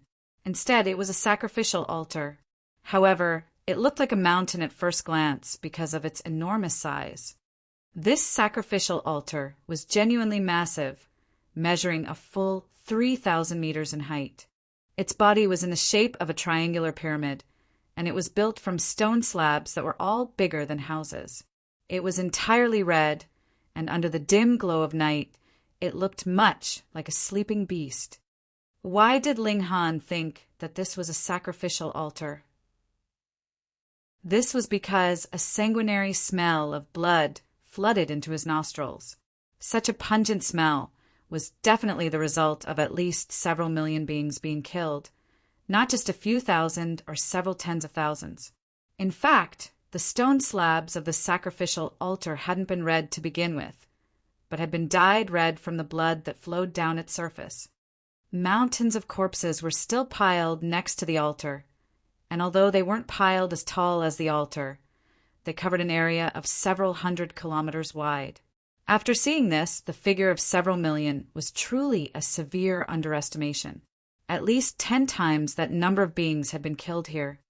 What on earth was the Eternity Sky Majestic Empire scheming? Chapter 1062, Prison Cage. Chapter 1062, Prison Cage. Boom, boom. Boom! At least a dozen giant aura figures surrounded him. Ling Han quickly ducked into the Black Tower and then moved along with the direction of the impact. Coincidentally, he just happened to be floating in the direction of the altar. He saw a group of carts steering over from afar. Those carts were prison carts. Every prison cart was shockingly huge. Some were even over a dozen meters tall, and various types of powerful demonic beasts were caged within them. These demonic beasts were all roaring from the carts, and some had even released their divine sense with a roar, spewing out curses. Not only were there powerful demonic beasts, there were also ordinary animals. There were even humans, and they were all treated like animals being transported towards the altar. Was this a living sacrifice? As the carts drove over, they naturally became attacked by the aura figures as well. However, when the humanoid aura figures rushed over, multiple divine patterns on the carriages lit up, interweaving into a brilliant light. Bang, bang, bang, and the figures were all bounced back. This should be the work of a heavenly body tier elite, Ling Han thought. There were some humanoid aura figures that had practically reached the peak stage of the Sun-Moon tier, yet they still collapsed with a single blow. The level of these divine patterns should be about heavenly body tier. He looked closely, and there was a paper talisman stuck on each cart. It was the paper talisman that was glowing and forming the divine patterns. The carts traveled openly, and the aura figures were completely incapable of stopping them. A thought flashed in Ling Han's head, and a bold idea formed in his mind. All of a sudden, he appeared from the Black Tower. Wang, demonic qi immediately enshrouded his body, completely concealing him. Now, no matter who saw him, there was no way they would be able to recognize him, and even if they met once more in the future, they could not possibly link him with his current appearance. Xiao, xiao, xiao. In a few steps, Ling Han had caught up with the prison carts and directly pounced over. On the horse cart, a cart driver coldly uttered, "You are courting death!" He did not have the intention to make a move. The decree of a heavenly body tier was on this cart, so how could any mountain river tier cultivator hope to be able to come nearby? Although this mountain river tier cultivator was indeed a bit odd, his whole body exuding black qi and having an unknown evil feeling, with the decree of heavenly body tier here, what was all that worth? He would be directly turned into pieces by the power of the decree. The cart driver was stunned. He obviously saw that man pounce over, so why had he suddenly disappeared? Could it be that he had been turned to dust, not leaving behind even the slightest bit of flesh or blood? He was a bit confused. However, the inauspicious air here was powerful, so if he had been turned into bits of flesh and blood, then combined with the inauspicious air, it would indeed be difficult to distinguish. "Big Ironhead, did anything happen?" someone asked loudly from a carriage behind. "I just saw a dark figure pounce on your carriage." Nothing. It was a mountain river tier cultivator, possibly someone that slipped away. He should have been turned into dust by His Majesty's decree. The cart driver that had been addressed as Big Ironhead replied, "Haha, that thief wanted to open up the prison carts to release these prisoners and create chaos? He was really too naive. With the decree of His Majesty, whoever comes, it would be useless." The cart driver behind laughed loudly. "Of course." Big Ironhead nodded and drove the cart forward once more, no longer thinking of the figure that he had glimpsed just now. Ling Han sat quietly. The instant that he pounced at the cart, he had entered into the Black Tower. It just happened to fall inside the cart. The Black Tower could not be invaded by anything, and naturally would not be stopped by the divine light of the decree. This cart contained over a dozen prisoners, and they were all demonic beasts of the mountain river tier. There were fierce tigers with 4 eyes, some with the head of a bull but the tail of a snake, and giant golden goats, but they were all forcibly compressed by a secret technique, so they were about the size of normal wild animals. Their cultivation had been restricted, though they possessed powerful strength in their bodies. They were unable to channel that strength. All of them looked enraged and hopeless. By the time they had reached this cultivation level, demonic beasts were not that much different from humans in terms of intelligence. They were naturally aware that this was an altar and they were the offerings. This enraged them and made them roar, but a while later they stopped. They had lost hope. The carts slowly proceeded to the altar. Underneath there was a tunnel which was big enough to allow these carts to pass through easily. Its width was slightly shocking. The surrounding environment became dark. Though there were torches in the tunnel, they were not bright enough, which made their surroundings seem oppressive and eerie. The tunnel quickly reached its end, and a wide space appeared suddenly ahead. The inside of this altar was hollow. On the other three sides, there were various prison cells partitioned out. They turned and twisted, densely packed together, extending from the lowest floor all the way to the top. The majority of prison cells contained either humans or demonic beasts, with some prison cells left empty. The bottom of the altar had been dug out. The depth was unknown, as it had been filled with bright red blood. Even in the Black Tower, Ling Han felt like he could smell that powerful stench of blood. Even if the bottom of this altar had not been dug very deep, the amount of blood needed merely to fill this slightly was immeasurable.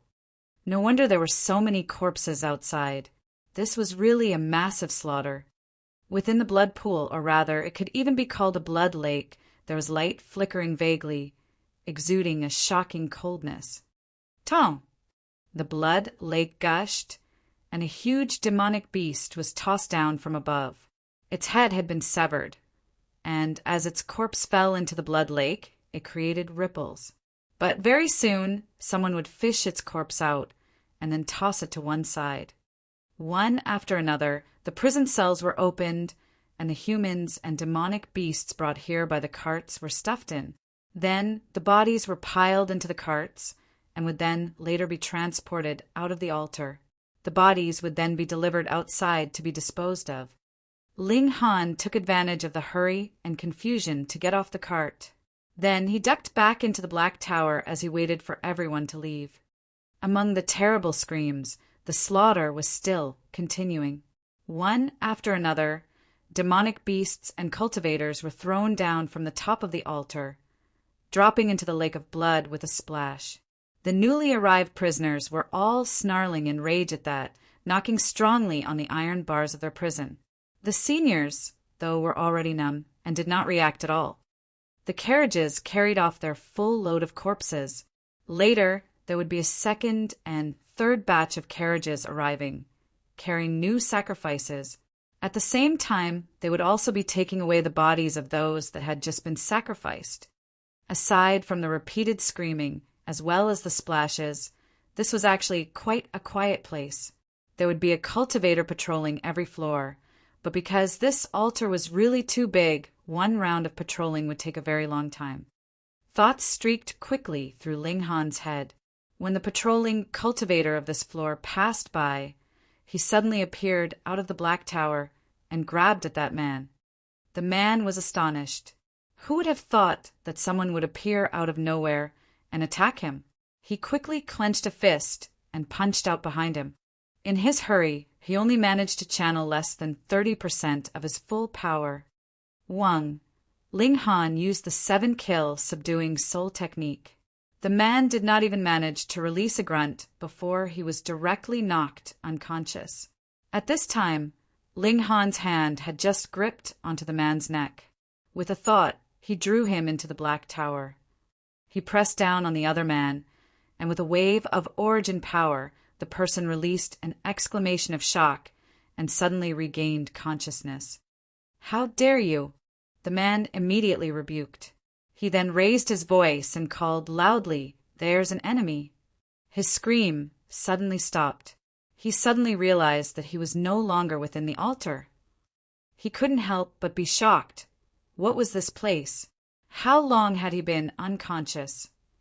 "My master wants to ask you a few questions. You had best cooperate obediently, or I shall devour you." The Azura Demon Emperor appeared, baring his mouth his extremely sharp fangs rubbing against that man's face.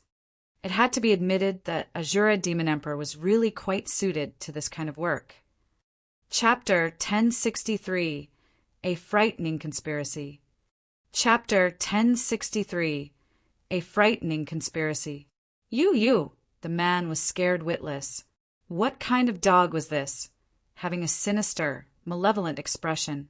It was obviously an engineered puppet, yet it could actually speak human language. Moreover, it was completely acting like a vile character, which was something he could not accept. You? What you? The Azura Demon Emperor used Ling Han's authority in this place as an intimidation tactic, one paw clapping onto the man's head. I am the glorious little Azura, and this is my master, an even more glorious being.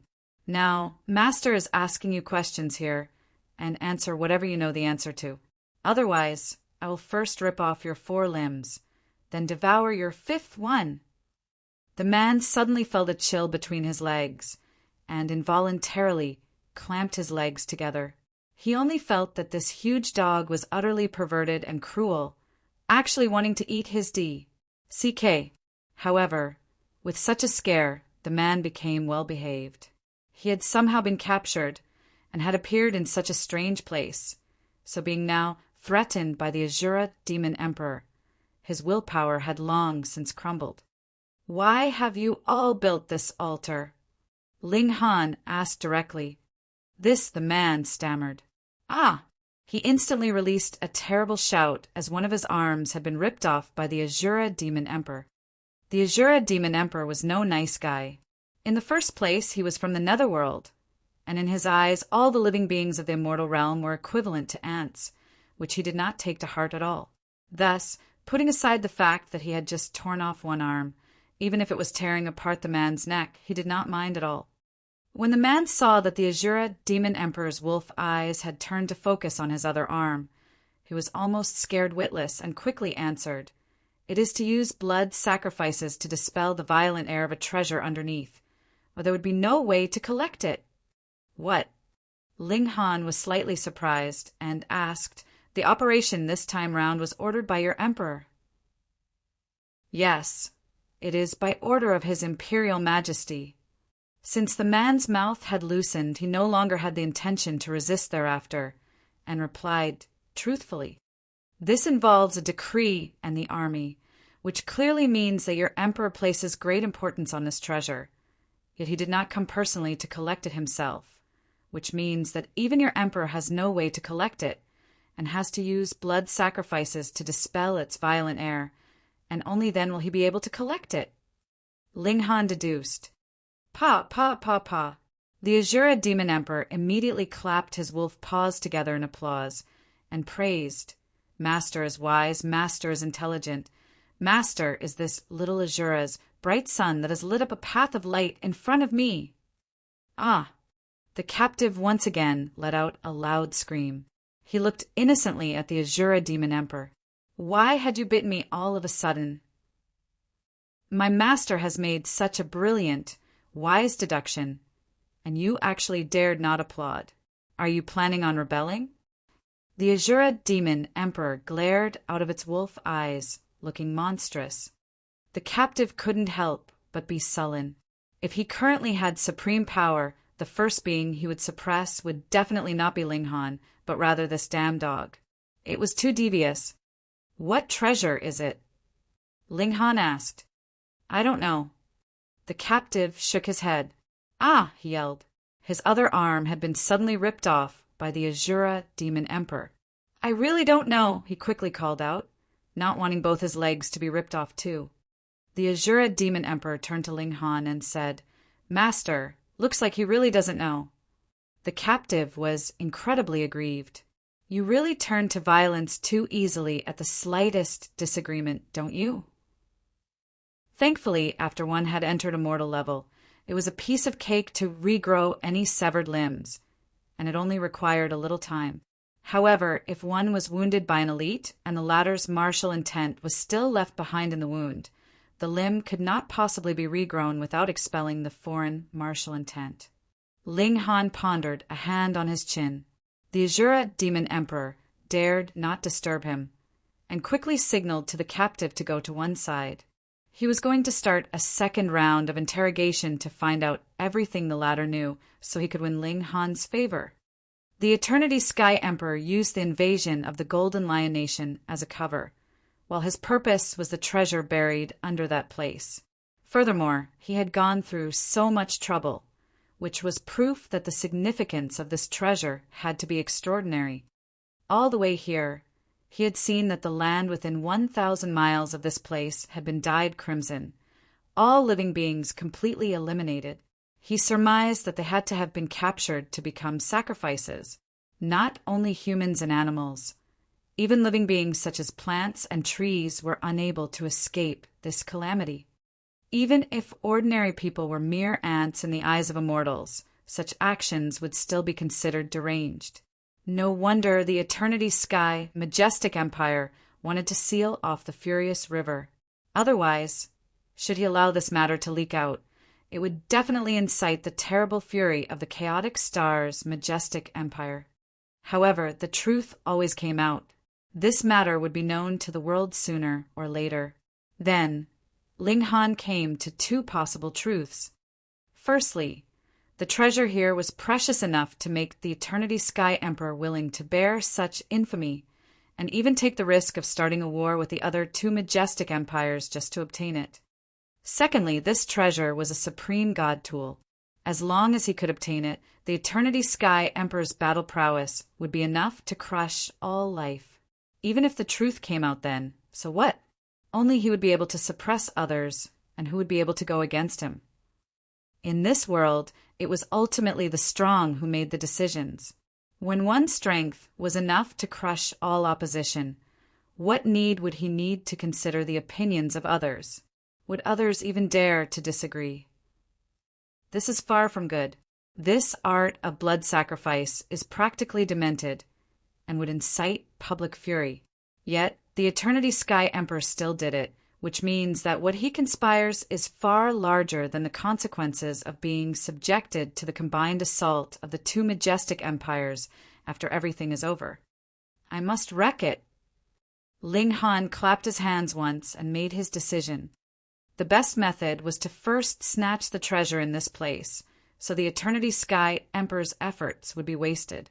But even the Eternity Sky Emperor had to use blood sacrifice to dispel the violent air of this treasure before he could even think about collecting it. Then, what would qualify Ling Han to obtain it first? The violent air that had merely seeped out could take human form and attack the spirit.